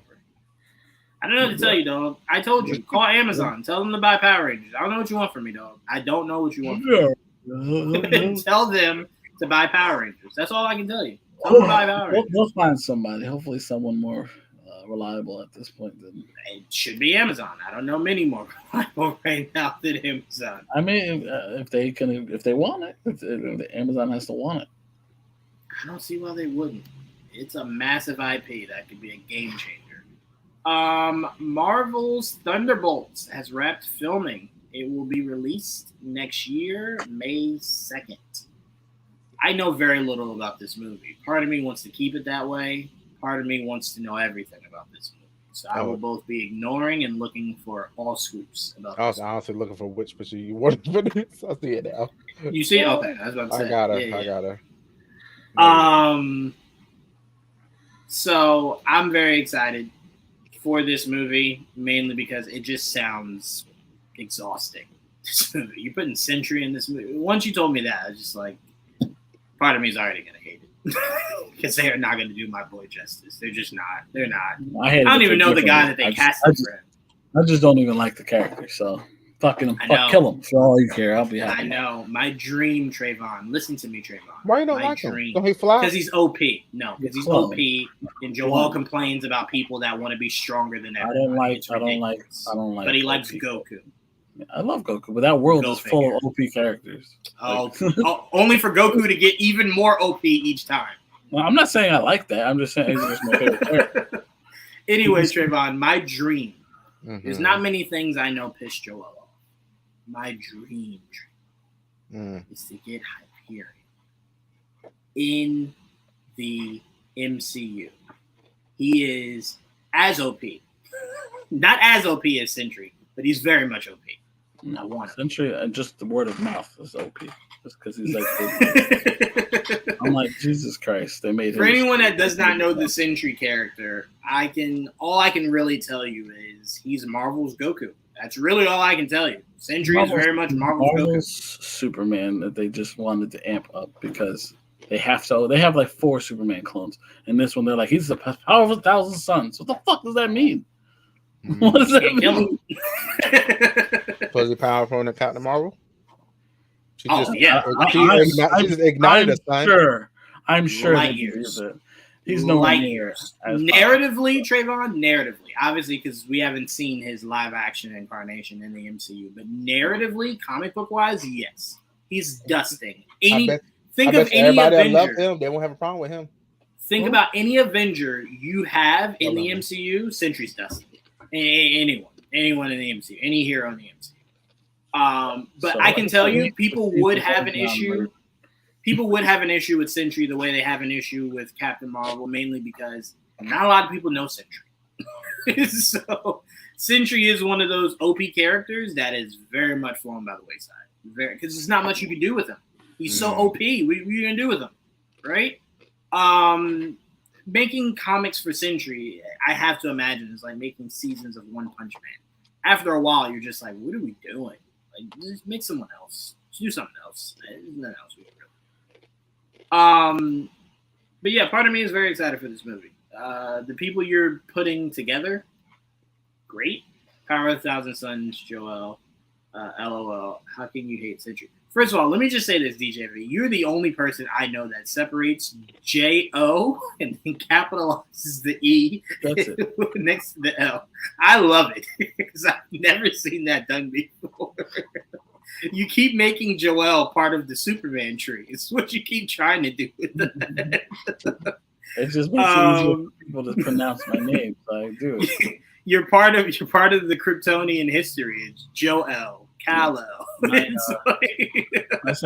psychologist in college used to do the same thing, and he loved it. I was like, God, it's not actually that, but fuck it. If it makes you feel better and you say my name right, we'll do that. It's hilarious to me. I have to imagine in DJV's head, that's the only way he can say Joel. It's separating it. He's like, okay. It's not hard, guys. Joel. There we go.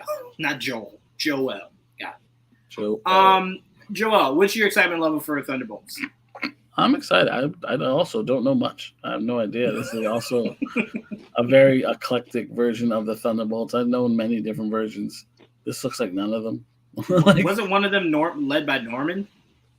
Yeah, one of them was led by Norman. Yeah, that was right after Civil War, I think, or during Civil War actually. It was a weird group, very weird. That was more villain based. They're mostly villain based. Well, they started off as heroes, villains pretending to be heroes, and then they kind of liked it. And then Zemo's like, "What the fuck? We're supposed to be lying." And so he's like, "Well," then he turned on them, and like it's all. And then they're like, "No, we like this shit." And then that happened, and then it turned into like Norman recruiting villains to like work on the undercover for him, and then they became fucking the Dark Avengers, and then it became like an anti-hero team with Red Hulk in charge and Punisher and them, and that was a really cool group, but that didn't last very long. And then, it's been a lot of weird things since then. And there was a point where Kingpin was using the Thunderbolts as like his guards, like security. It was weird. They were working super security type of shit. It was weird.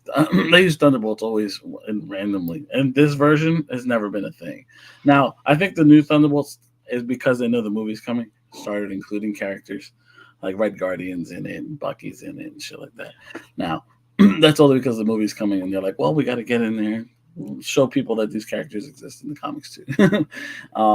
But I honestly don't know where they're going with it. Sound like like you just said, with Sentry's in the movie, and I don't know how they're gonna they have to water him down, obviously. So I'm just curious how powerful they make him.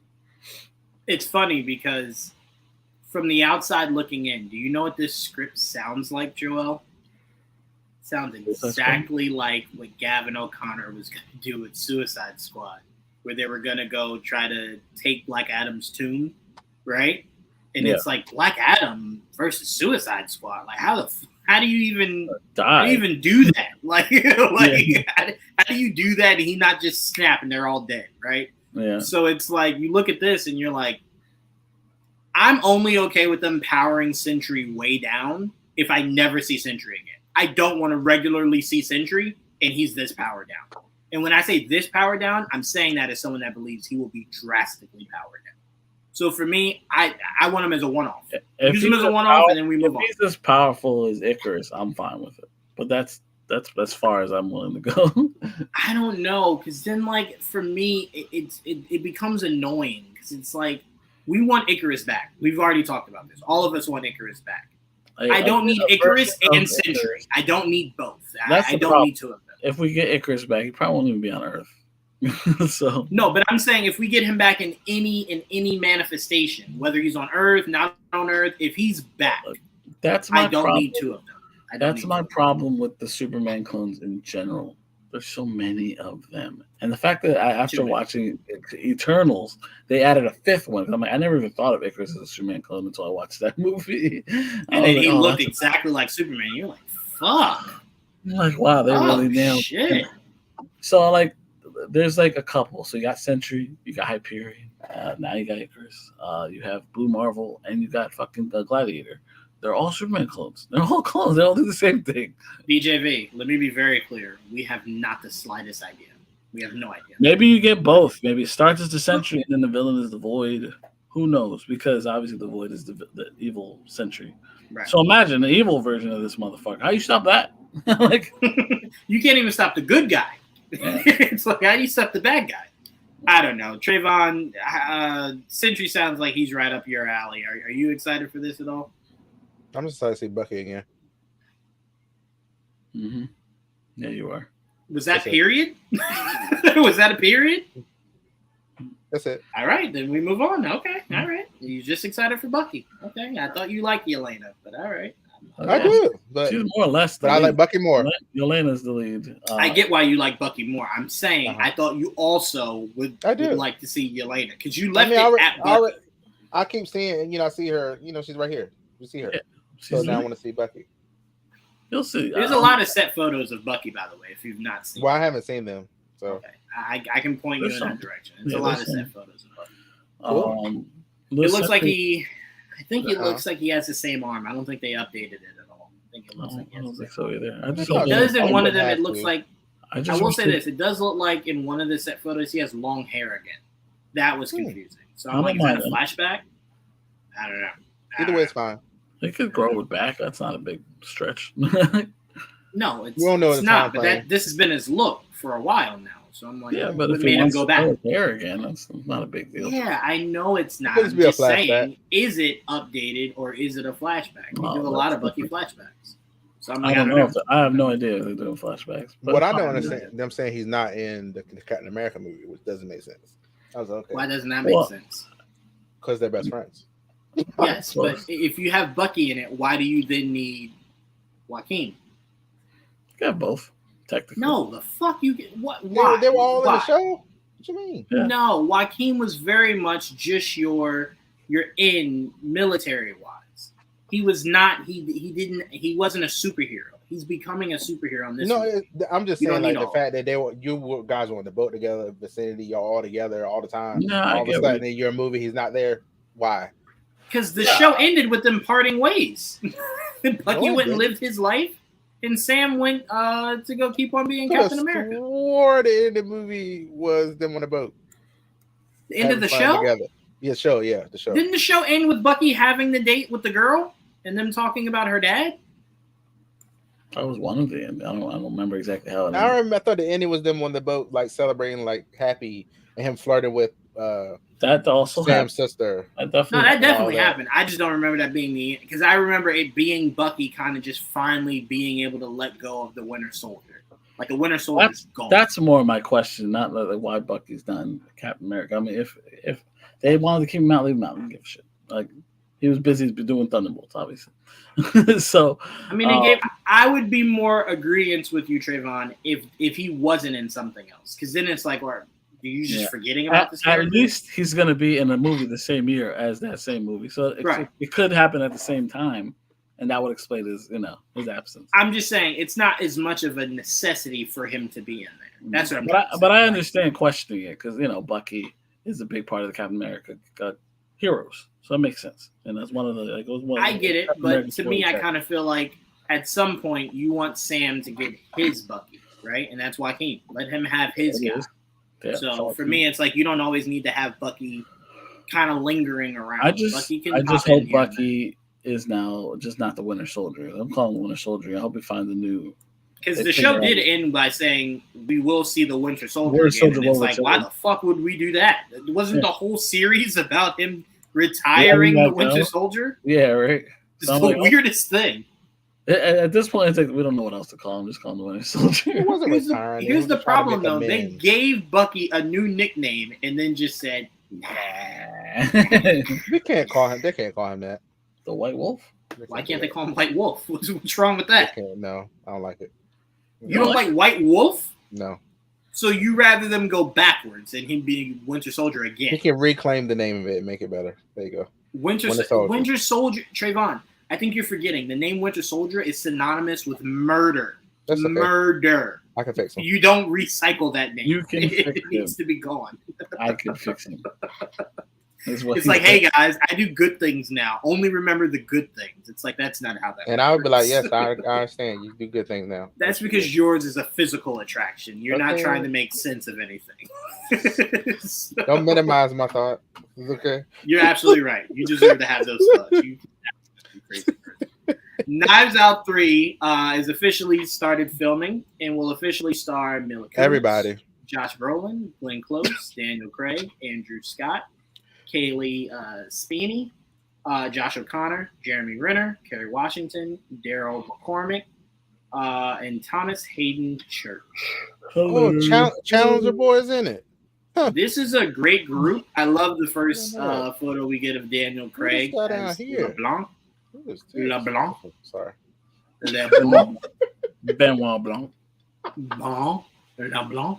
Anyway, I'm very excited about this, mainly because you casted a shit ton of people who have either played a villainous role or who seem like they'd be great at a villainous role. This is the first time I've seen a Knives Out cast in these 3 movies that we've gotten so far that I've looked at, and I'm like, I couldn't pinpoint anyone. All these people could be murderers. You serious? One of them is Sandman. Like one of them is Cruella. Yeah, you know what I'm saying? It's like it could be any of them. It could be any of them.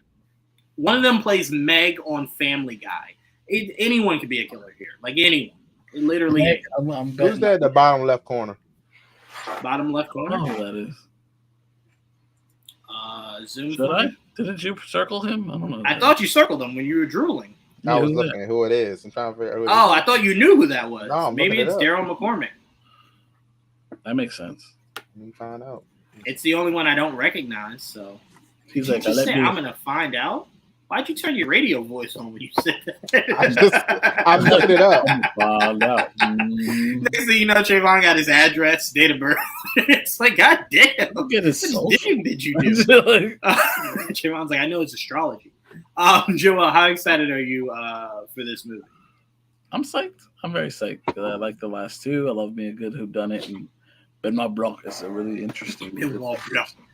So I like it. I like it. You know, this hair is a little crazy, but over it. We've already seen him on set with it's either Andrew or Josh. There's a set photo of him with one of them. I don't. You know what's so crazy is every time he does these Knives Out movies, are you noticing the cast gets bigger? Not bigger like more people, just names get bigger. The names get bigger per movie. Yeah. Like him getting Glenn Close and Kerry Washington. That's great. Would you say, Trayvon? Everybody wants to be a piece of it. They say how great you goddamn right. It's like Knives Out. It looks fun. It looks fun. Yeah, it does. Yeah. It does. It looks free flowing too. Like there was a lot of the second movie that looks like was maybe off script. Like a lot of things felt off script. So they probably have a blast doing this. Trayvon, are you excited for this? Yeah, very much so. And that is Daryl McCormick. Gotcha. But yeah, this is cool. I'm excited to see what they do with this. Like this could be a lot of. I mean, the other 2 have been. The first one was a surprise. How much I loved it. I mean, I usually love those type of movies anyway, but still, it was very, very good. And then the second was just as good or better. I don't know how you feel. Yeah. And I'm excited to see this. Like, just keep going. Like, I love it. Keep going. Next one, bring Keke Palmer in. Keep it going. That's very specific. Okay, yeah, bring Keke Palmer in. I'm down. I was gonna say Jenna Ortega. Let Jenna Ortega lead the next one. No sleep. I will say this though. I want him to keep going. When what's his name, the director, when he feels like maybe he's done, I'd love to see him have a new director for each movie. Like if Netflix is like, no, you got to continue these. I like to see him hand it off to somebody, and then that person hand it off. You know what I'm saying? Like see different people's approach to handling this. So he'd still be whether it's a writer, he'd definitely still be a producer.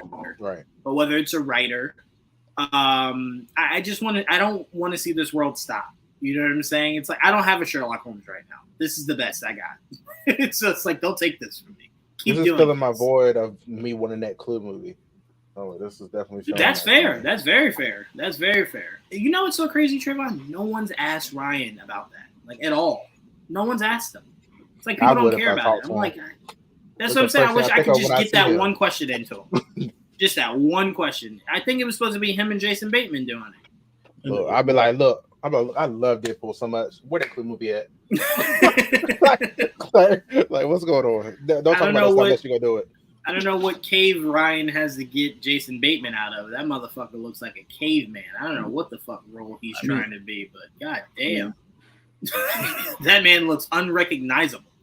I saw him at the Knicks game. I was just like, that's not Jason Bateman. That looks like someone playing as Jason Bateman. Like that. Man move 8 ounces of hair. And I'm like, oh shit, that's Jason Bateman. Okay, all right. He looks like the caveman from the Geico commercial.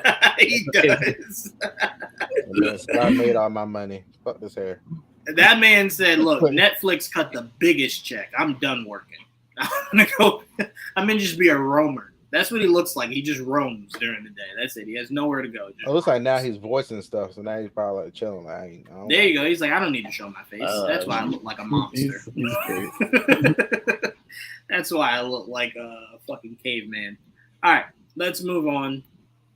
We did, thanks to Apple TV, get our first look at Severance Season 2. I've been desperately waiting for more news about this. It took goddamn SZA reaching out to Ben Stiller to get a first look at anything Severance. There was a little teaser, but it's so short it's not worth showing. Apparently it comes out this year. Ben Stiller was very adamant about that. Comes out this year. It's worth the wait for me. Not many shows are. It is very much worth the wait. So I cannot wait to see this. Joel, Trayvon, you guys watch Severance yet? I have not. You have to watch it, Trayvon. Speaking of a whodunit, it's not like a murder mystery, but it's a mystery. It's a mystery and a mindfuck. Is what that show is. It's a lot of mystery of what the fuck is happening here. Like, it's very confusing.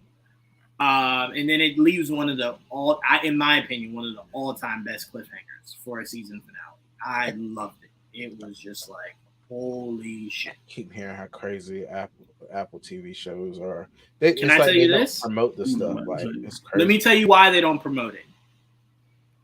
The show speaks for itself. I told you about that Colin Farrell show, Sugar. Fucking phenomenal. Defending Jacob. Fucking insane. Right? Did you see the twist? Yeah, that was fucking crazy. What was that, Joel? I'm watching it. I'm like, what the fuck just happened? Bro, Like, I thought, we won't get into it that too specifically, Joel, but I thought in that episode it was like an acid trip. I thought he took drugs.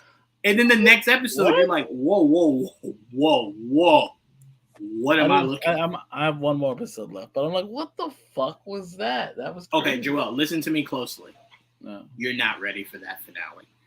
Take your time on it. Ease your way into it. You're not ready for that finale, bro. That one scene was like, what the? This whole show is nothing like what the whole show was one thing, and then it just flipped, and then you're like, okay, this is the best example I can give you guys without fully telling you what this show is. It leads you to believe it is a Batman show, only for it to become a Martian Manhunter show. That's a big. If you know your comic books, that's huge spoiler. But no, again, it's not a spoiler because you have to see how everything plays out. Just knowing it gave it away. Not really, because they don't know who. I didn't put any names to anything. They don't know who. But make sure you guys check that out. But no, Apple has been doing phenomenal with their kind of like murder mystery kinds of shows. Defending Jacob, I thought was criminally underrated. The fact that Chris Evans does not have an award on his fucking shelf is criminal. Gut-wrenching. That was good. That show was devastatingly good. I can tell you right now, Presumed Innocent with Jake Gyllenhaal. By the way, let me just say this. James Gunn. Please listen to me. If you make any other motherfucker Batman that's not Jake Gyllenhaal, I will never forgive you. That man is a prosecutor and his body looks like Batman. He's just staying ready. I've never seen an actor waste such a good body on an unnecessary role. The man is a prosecutor. It looks like he's Batman at night. Like he prosecutes during the day, and he's Batman at night. You said, yeah, it's a series. It's a series. I mean, it dropped its first 2 episodes yesterday. Right, that show is crazy. I'll check it out. And you know who's in that show? Do you remember what's her name? Rooney from Preacher? Yeah. She plays his wife. She's in the show. I didn't know she was in the show. Yeah, she's in the show. Oh, okay. That's cool. Yeah. You know, so it was good to see her. I haven't seen her in forever since Preacher. I haven't seen her in anything. I sort of got. I don't know if I finished Preacher.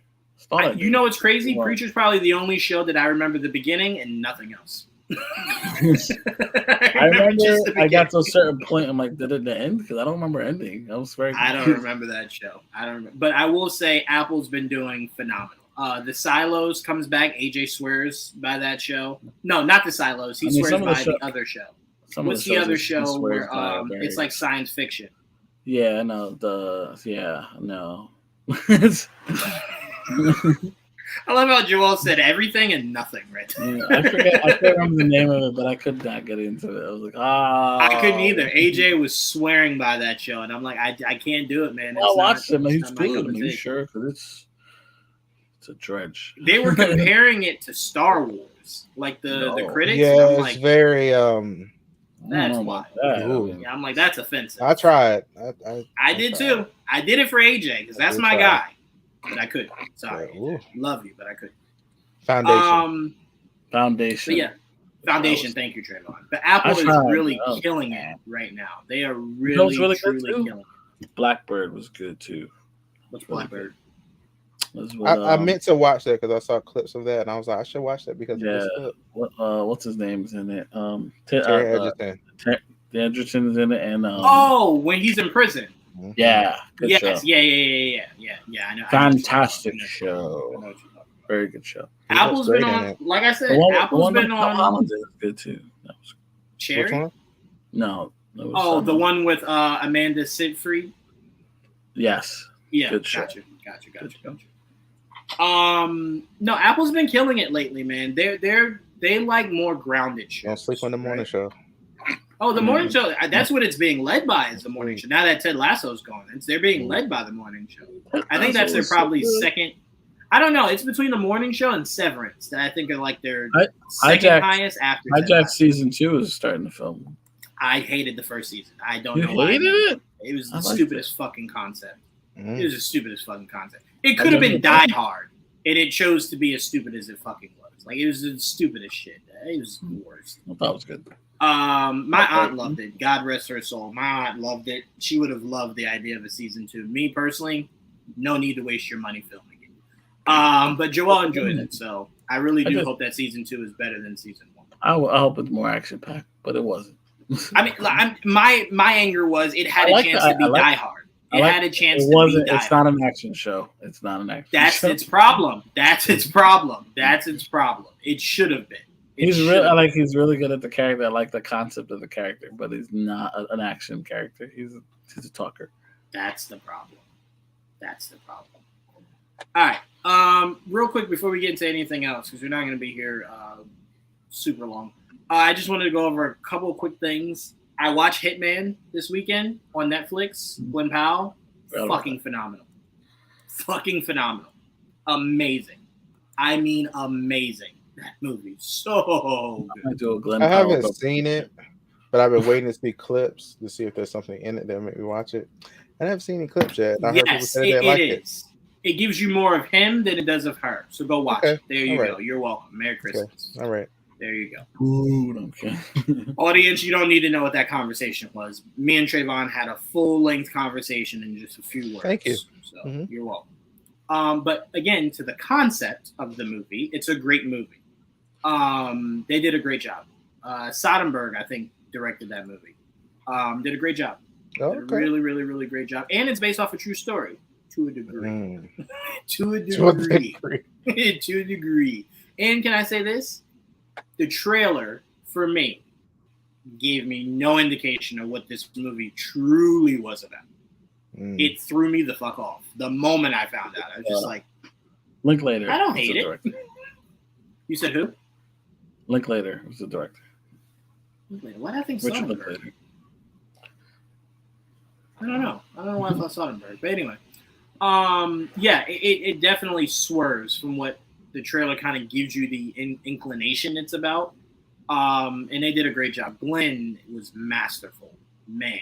He usually is. Man. Why do I think you don't mean movie? What? I will say this: what Glenn did with that role, I only put it up there with what, not the same, but it's of that cloth of what what's his name did in that M. Night Shyamalan movie, Split. That's what I put it up there with. Cool. Yeah, that's the kind of performance he gave for me. Okay. And I'll leave it at that. But I thoroughly enjoyed it.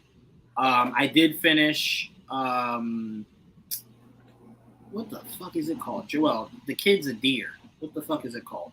Why am I blanking? Yeah, no, it's on my to watch list. I haven't watched it yet. But what's the show called? I'm blanking. I forget. The Kid's a Deer? Yeah, Robert Downey Jr. and his wife produced it. I can't think of it. Yeah, god damn it, I can't remember the name of it. Kid is a Deer produced. You really don't know what we're talking about? It sounds weird. I don't blame you. It sounds Sweet crazy. Sweet Yeah, Sweet Tooth, yes. Tooth. Oh, Yeah. DJV too. Thank you, DJV. Sweet Tooth, yes. I finished it. It very much felt like they had more to tell, but Netflix was like, wrap this shit up. That's what it felt like. I'm satisfied with it being over. Oh, okay. But it wasn't anything great. It was okay. It was a complete ending, though. I will say that it didn't leave anything for speculate. It was a complete ending. Well, that's good at least. Let me think what else. That's really it. I just wanted to make sure I brought that up because those two things are relatively new out. And I don't know when we have the opening or if we care to talk about it in length, weeks later. So I just wanted to throw that in there real quick. All right, these we can kind of just go by and do rapid fire. Marvel's Wonder Man series will have 10 episodes. I thought that was interesting. 10 is not usually a number Marvel has been working with. It's usually 8. It's usually 8. So I'm very curious. Right. They're like 6 hour long, or there's 9 half hour. Right. So I'm very curious what got them to the 10 episode mark. Now that they're regular TV shows, maybe that's what it is. That could be it. Yep. For me, my biggest question is, what is this about? That's my biggest question. What is this about? How do you make this narratively fit? On a because trailer. where you could have made it fit, Picture. you didn't put it in there. You're now doing it after. So I'm very curious what we're getting with this Wonder Man. But Yaya is Wonder Man. So part of me is like, I'll accept it. That's the most intriguing thing about It this. sure is. Enough of you, sir. Enough of you. I just agreed. I was going to start with you, but now I'll start with Joel. I just agreed. Why don't you take the picture down? You got it. Joel's like, fuck this. Joel, excitement level for this Wonder Man series. I never liked Wonder Man as a character, ever. I always disliked this character. I don't know who that is. It's okay, I did. And I only reason I'm intrigued is because they made a little switch and made Yaya Wonder Man. So I'm like, okay. You spiced it up a little bit. Now I'm a little intrigued. Where are we going with this? Because the point of at least the point to me of having Wonder Man, even in the comics, is you've already gotten past that point. So it's like, if you're introducing this character now, I hope you have a good reason. So I look forward to seeing how they explain that, because a lot of times for this, it's not just, trust me, we got one handy. Yeah, we're working on it. Yeah, we're trying to find a digital one. Or hire someone to go to his house and just spray it. If we could, Like fuck him. Let's. So yeah.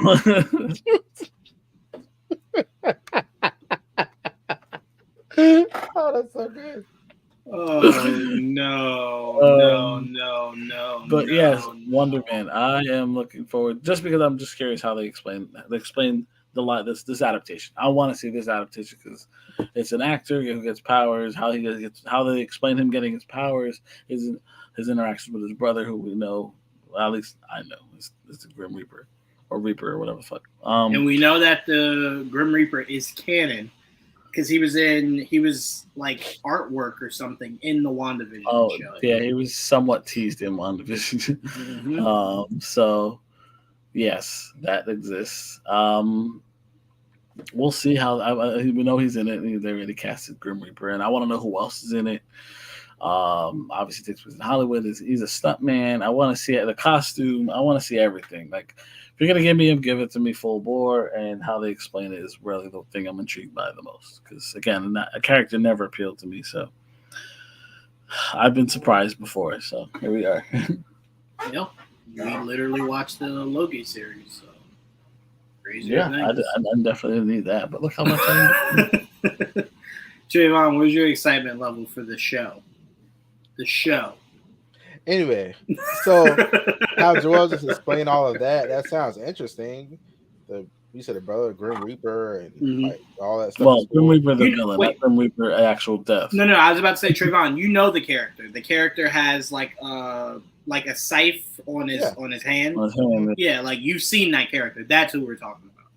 Oh, okay. Well, so you have a visual in your head. Well, that's cool, and also it's Yaya, so that's enough for me. Sure. All right, period. Yeah. Hard to argue that. Different reasons again, but hard to argue. All right. We got this. Joel wanted to throw this in there. Peacemaker 2 castings. Yes, there's 3 of them. Tim Meadows, Langston Fleury, and whoa. Tim Meadows is playing Langston Fleury. Oh, sorry. Tim Meadows is playing Langston Fleury. Sol Rodriguez is playing Sasha Bordeaux. And David Denman is kept under wraps. Yeah. So we don't know. So just so you know, Joel, in my notes, because I copy and paste everything into here, in my notes, it was categorized properly. But when you put it in here, it comes out just like that. So it reads as one long thing. It doesn't space it out properly. So, yeah, sorry about that. So Tim Meadows is returning. Is Langston? No, he was not in the first season. Talking about. Wait, Tim Meadows. Wait, am I going off that photo that James Gunn put out? Yeah. Wasn't he in season 1? I don't remember him first. Was I wrong? I don't remember. Can you put up the picture, Trayvon? Quick question: wasn't Yaya in Watchmen? Yeah. Yeah, he was Watchmen. Absolutely want to see him in this. Yeah, I remember now. He will not be nearly okay. Let me think how I want to think. You can just know he'll never be naked in that show. Let me Marvel show, Trayvon. What are you expecting? I don't know. You know what it is, Joel? The worst thing Marvel could do is show Thor's ass. Now Trayvon thinks it's a get ready to have Saw on Disney Plus. I'm pretty sure you'll get him shirtless at best. Yeah, that's it. But you get all the heroes shirtless. Yeah, you seen RDJ shirtless. Shirtless is just part of the contract. You said what? Thor's ass is on Disney Plus. That's why I said the worst thing Marvel could have done was show Thor's ass. Now you think it's possible everyone's ass can be shown. It very much is. I mean, look, that's always a possibility, but that took 4 movies to get that far. And wait, Joel, look, Trayvon always complains about a certain narrative catering to certain people, right? Think about what we just said to him. We've seen men shirtless. We've seen a male ass. I ain't seen Scarlet Witch. I ain't seen Natasha Romanoff. You've been getting what you want. You get everywhere else. We did get that underwear. It's my time. It's my time. We did. With who? It's my time. Natasha. When? It's my time. Like they showed her in like lingerie in the second movie when they were looking at the pictures.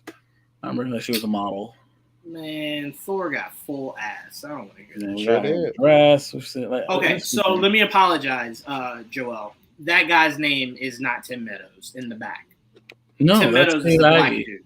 Yes. I don't know Tim That Meadows. was my problem. I know I'm not physically looking. I wasn't physically looking at the picture when we were just talking about it, so I forgot who was in the picture. My apologies. Why would that be? Economos is fucking me up being in this Oh. picture and then us reading names of new people. That's where I went wrong. That's my fault. Oh, That's okay. my I'm fault. like, no, definitely not. I do know Tim Meadows. I do. Look Okay. at City he got on too. Yeah, Nice. come on, DJV. Trayvon always be getting the shit he want. He just don't get enough of it, so he feel like he need to complain. We don't get Y'all none get of that on everything else. Let me get some of this stuff out here. Okay, let me have it. I mean, it. they've been You giving got us a it lot in the more. most random of universes to get it. So, you don't need to be begging for more. Love You that got for it me. in Watchmen, the weirdest place to get it. And you got it in a Thor movie. Got a lot in Watchmen. Remember, Watchmen will show you the ping Same. ping. You should know if the movie did, the comic did. Joel, here's the problem. The movie at least gave us balance. Malin Ackerman gave us balance. The show didn't give us a fucking balance at all. At all. Okay? Look at them. That's my problem. Look at Trayvon. He probably looking at it right now. You nasty motherfucker. Anyway, I'm excited for Peacemaker Season 2. Filming is underway. Apparently, James Gunn will direct 2 episodes, I believe. Yeah.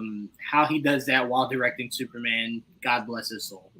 I think he did the first one already. They already announced that one of the directors that is directing for this season. Right. The biggest name of the new castings for me was Soul as Sacha Bordeaux, because that's an actual character from the comic. Langston Fuller, I don't believe, is a real character from the comic. Not that I know. He's playing an Argus. Tim Meadows is going to be awesome. I know Tim Meadows, but I don't think he's playing an actual character. Now, Sol Rodriguez is playing a real character. Sacha Bordeaux is she's known for being on Checkmate, so that's interesting. Interesting. So Very I'm interesting. curious what role Sasha plays in this series. And David Denman apparently finally admitted that he got the role and is working out for it. So I'm like, he didn't have to work out if he was just a regular guy. So like fucking Economos don't work out. Exactly. I'm pretty sure Steve Aggie didn't post any workout videos. So if David is working out and getting in shape, I wonder if it's for. Well, again, though, keeping that one secret for some reason. So I'm curious. That is very interesting. I would say, Joel, I believe if you were able to sit in a writing room with James Gunn, you just cry. Your mind would be blown. All day. I would be fucking mind blown all day. Every 5 minutes, Joel would just tap James and go, "You're doing that?" Let me pick your brain like real quick. James would go, "All right, Joel, do me a favor for just this writing session part. Do you want more coffee? We'll bring you back to show you like filming. I'll be the coffee guy. Let me just. You're the coffee guy that stands in the back of the room instead of leaving. It's like, all right, okay, Joel, you can go now. A pot, so I don't have to leave. Trayvon, is this Tim Meadows? You know Tim, right? Yeah. Okay. Yeah, I'm excited to see, whatever they do with this. I have my thoughts about Peacemaker in general. Like, I love the character. I love what they did with Tidy Whitey Man. But yeah, I had a great time. Tidy Whitey Man. And that's not his name, Peacemaker. I know. I just wanted to say that. I know. We're moving on, Trayvon. We're moving on. Because Joel definitely did not watch Adventure Time. He watches it somewhat now, but has not watched Adventure Time or Adventures of Gumball. I only brought up the one that stands out to me the most. A new regular show series is in the works. The show is entirely new, but will include some characters from the original series. I'm going to just say this. I don't need either one of these two. I need Mark Hamill to return as Skips. That's all I need. I don't need these two. These two have had their time in the sun. Mordecai and Rigby, we're good. Even though Mordecai and Rigby, to me, is like Martin Lawrence and Will Smith. Those two are the greatest fucking 1-2 punch Cartoon Network has ever had comedy-wise. They are amazing. I fucking love Mordecai and Rigby. They were so fucking modern and hip and hilarious. Love this show. And each episode is only 15 minutes. So it's never like you get tired of it. Right when you start to enjoy it, they're like, in credits. And you're like, what the fuck? Crazy. Crazy. Love this show. They had Donald Glover on there. They had Tyler, the Creator. They had so many people on this show. But what stands out to me the best is easily giving Mark Hamill a role in this show. And me not even recognizing that it's Mark Hamill for like 3 seasons. Like, Wow. I had to see a behind-the-scenes video of Mark Hamill's doing the voice for me to go, no fucking way. They say he did 75 characters on that show? Hold on. There's a shit ton of characters on that show. No, that Mark Hamill voiced. Oh, no, not 75. No. That's what I'm reading. Really? Who did they say he voiced? I guess like a lot of random characters too, but oh, okay. Then I'm like, he definitely wasn't like the main cast was Benson, their boss, who was a gumball machine, Mordecai and Rigby right there, and Skips. And then you had the fucking crazy guy. I can't remember his name. He would just get into like some wild ass shit. But I love Mordecai and Rigby. They would rap. They would pick up chicks. They were dope. I fucking loved them. They better not Teen Titans go this shit. I love the regular show. It's for a new generation, so I'm not really. I don't put that. How serious was regular show that they would do? Oh, it was very. It had an adult tone. It had an adult tone, but you know, it's like Shrek. When you the dialogue in Shrek is made for adults. The animation is what keeps the kids entertained. That's what regular show was. The dialogue was not meant for kids. Not meant for kids at all. But the visual is what kept kids interested. There were points where I heard them say some shit, and I'm like, the fuck did he just say? Oh, shit. Like, this is Cartoon Network, right? But no, I love the regular show. Obviously, they're also doing a movie for The Adventures of Gumball, and they're bringing back the series. That was a phenomenal show. They changed the voice actor of his Gumball's brother. I think they changed the voice actor for Gumball. That really hurt me. You could tell the difference. You could hear it. That kind of hurt me a little bit. But I do love that show also. Adventure Time, I never watched. Everything I know of Adventure Time today, I know from playing Multiverses. So I'm going to kind of keep it that way. I don't really need another show to get into. But if I free up, I will watch some Adventure Time. Or maybe when it comes back, I'll let that be what brings me back. Last quick thing. They are doing a spinoff of Foster's Home for Imaginary Friends. That's also a show that I loved. My favorite character was Beauregard. I love Max, but I love Beauregard. Then I love when he had a brother whose name was Cheese, and they called him Blue Cheese because he was Blue's brother. Love that show. Joel, one of the imaginary friends was made in the image of Kareem Abdul-Jabbar. So he was extremely tall, played basketball. It was hilarious. Hold on. Let me see. Oh, I see what you put here, Trevon. Let me see.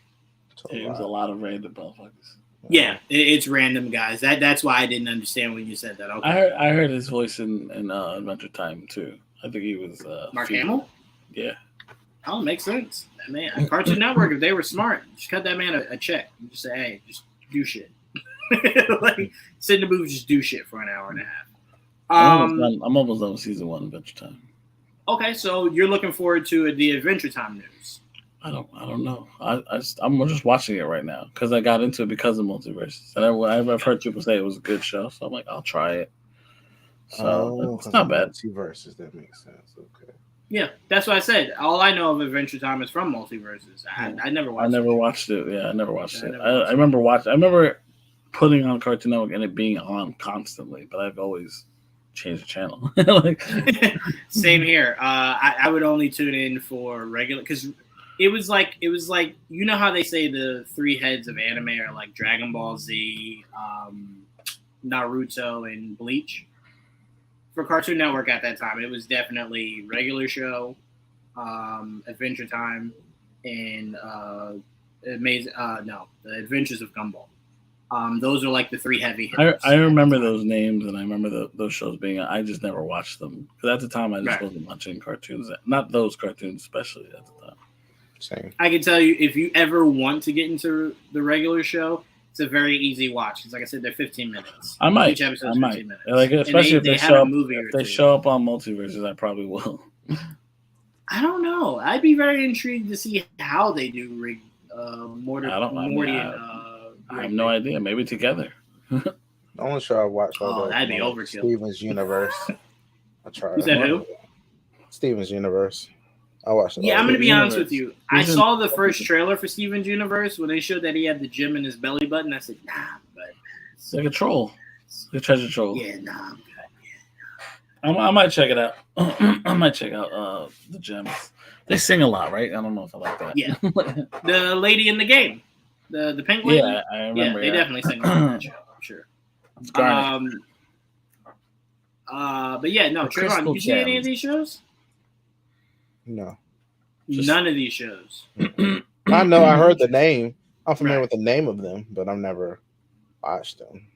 Yeah, you would have seen them. All right, we move into our final topic. I wanted to give a lot of credit to the marketing for Deadpool and Wolverine. We got some official posters for the different showings that they'll have, IMAX, digital, all that. And they look great. They look so good. So good. I love each and every one of these. I love it. I love any one of them could be my background on my phone right now. Anyone. I love. What are you saying, Trayvon? I love this marketing. You know, I always say that about Deadpool. I love it. Mm-hmm. I love that they play around with his fluidity, but they'll never go there, which annoys me. But it's okay. Well, I tell you what, if they don't go there, it's a Ryan choice. So take your beef up with Ryan. Ryan has as much control of this character as anybody in Hollywood. So if he chooses never to go there, even though he flirted with the idea because he got pegged in the first movie. So, by a woman. So I'm like, I get what you're saying, Trayvon. It's not full bore, but the man has shown he don't got nothing against it. But no, to the marketing of this is great. I love the one poster at the bottom left, making fun of Logan. I love that. It's just it's great, man. The fact that we're gonna get this continuing into Secret Wars. I think there was a Beauty and the Beast one too. I saw it earlier today. Yeah, there was. It came out after I'd already put this together, but there was. Fucking nothing beat the fucking hot toy that dropped this morning. I'm like, well, did you buy it yet? No, it's on pre-order. Oh, gotcha. Man, it's pre-order. That was nice. I better when I come over, I better see I that really shit like. mounted to your wall. I like that statue the one with him carrying Deadpool and the dog following him. By the way, somebody a scooper, I think you know, but I won't really go much into it. But he did come out with a not a report, but like someone had asked, like the look that you wanted with the shoulder pads and everything. Yeah. They asked him like, how long will we see it? And I'm not going to say the answer here, but he did answer how long we'll see it. I saw it. Oh, you saw it? Okay. Yes. Do you buy that? That's gonna be that long? Yeah. Or at all? I didn't even know it was gonna be at all. So that to me. But do you buy that short amount of time? I'll take it. I mean, I didn't think it was gonna be in it at all. Maybe that's why they did it. Yeah.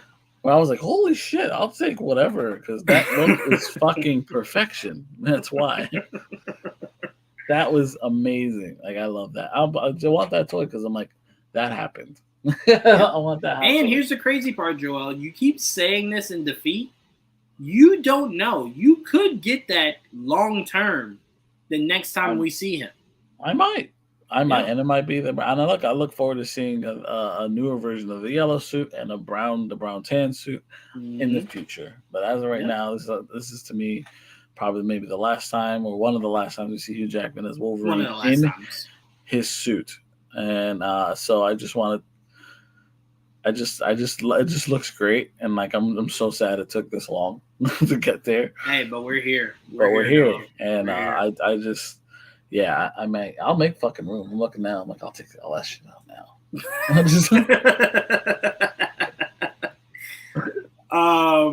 No, we're very excited for this movie, man. They can't come soon enough. June, get the fuck out of here. Like, hurry up, get the fuck out of here. Yeah. But I did want to say, guys, The Boys is dropping the first 3 episodes tomorrow. Game of Thrones. I'm sorry, not Game of Thrones. Let me be specific. House of Dragons is back this Sunday. No. It is, but I don't.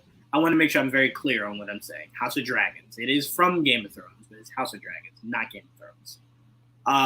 House of Dragons is back this Sunday, but like I said, The Boys drops its first 3 episodes tomorrow.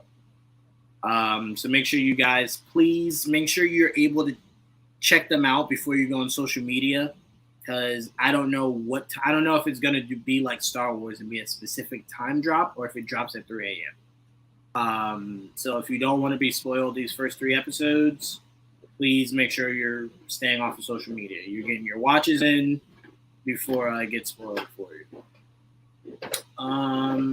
House of Dragons, baby. I will say, DJV, we had the most fun breaking down House of Dragons every week. I cannot wait to bring that back. I cannot wait to bring that back. Petty. It was so much petty. Oh, I love the way we broke down that show. Oh, I can't wait. And I will say, Trayvon forced me and Joel to watch it and then just decided to stop watching it. But Interview with the Vampire is... Oh, no, I'm caught up now. Oh, look at this. I binged it. Yeah, I'm caught up now. I'm caught up. Are you happy now? It's not enough gay shit going on, but I'm caught up. You said it's not enough? No, it's not. Trayvon, unless you're talking about full penetration, I don't know how much gayer that show could get. What are you missing? Yeah, that's what I'm talking about. There's been no sex scenes, Jerron. We're gonna go. I'm just saying. There hasn't been. Am I lying? There hasn't been, but why is that? Why it's a show, not pornography? Why is that your bar? That shouldn't be your bar. That's a gay show. They want it to be gay. That's why. It is super gay. Man has numerous boyfriends. I don't know how much gayer you can get. You want it to be X-rated. It's a show. It is not pornography. Primarily men. Like this is primarily the only woman we've ever seen is his daughter. It's romantic gay. Yeah, and the only girl in it is like a little girl. It's like, or that's what I'm saying. It's not even remotely fair. Yeah. Trayvon had been getting wild these episodes. What's up? I don't know. He's gonna start getting muted towards the end of these. Not getting enough. I think as he gets tired, it's like we need someone to like lay him out. I'm just saying. I'm just saying. Did you say lay him out? That's it. Just lay him out. Bend over, Trayvon. Let me finish this for you. We're getting off, guys. Thank you guys so much for tuning into another episode. Unhealthy and unstable. It's ridiculous. I had to do the mature one here. We thank you guys so much. We had a steady 38 viewers. We appreciate you guys so much. You guys have no idea how much we appreciate it. Please make sure, guys, that you are liking, commenting, subscribing. Make sure you're following us on Twitter, Twitch, and YouTube. Please, guys, we'll make our way to TikTok. I think we might make our way to TikTok. But make sure you guys are following us. Every Wednesday, we do this great podcast. Every Thursday, we do game night. So we will be live again tomorrow night. Make sure you guys tune in. Okay? And to the dads out there, happy Father's Day this weekend. All right? It means something different. Father's Day to the daddies. I was just about to say it means something different to nasty-ass Trayvon. I love that.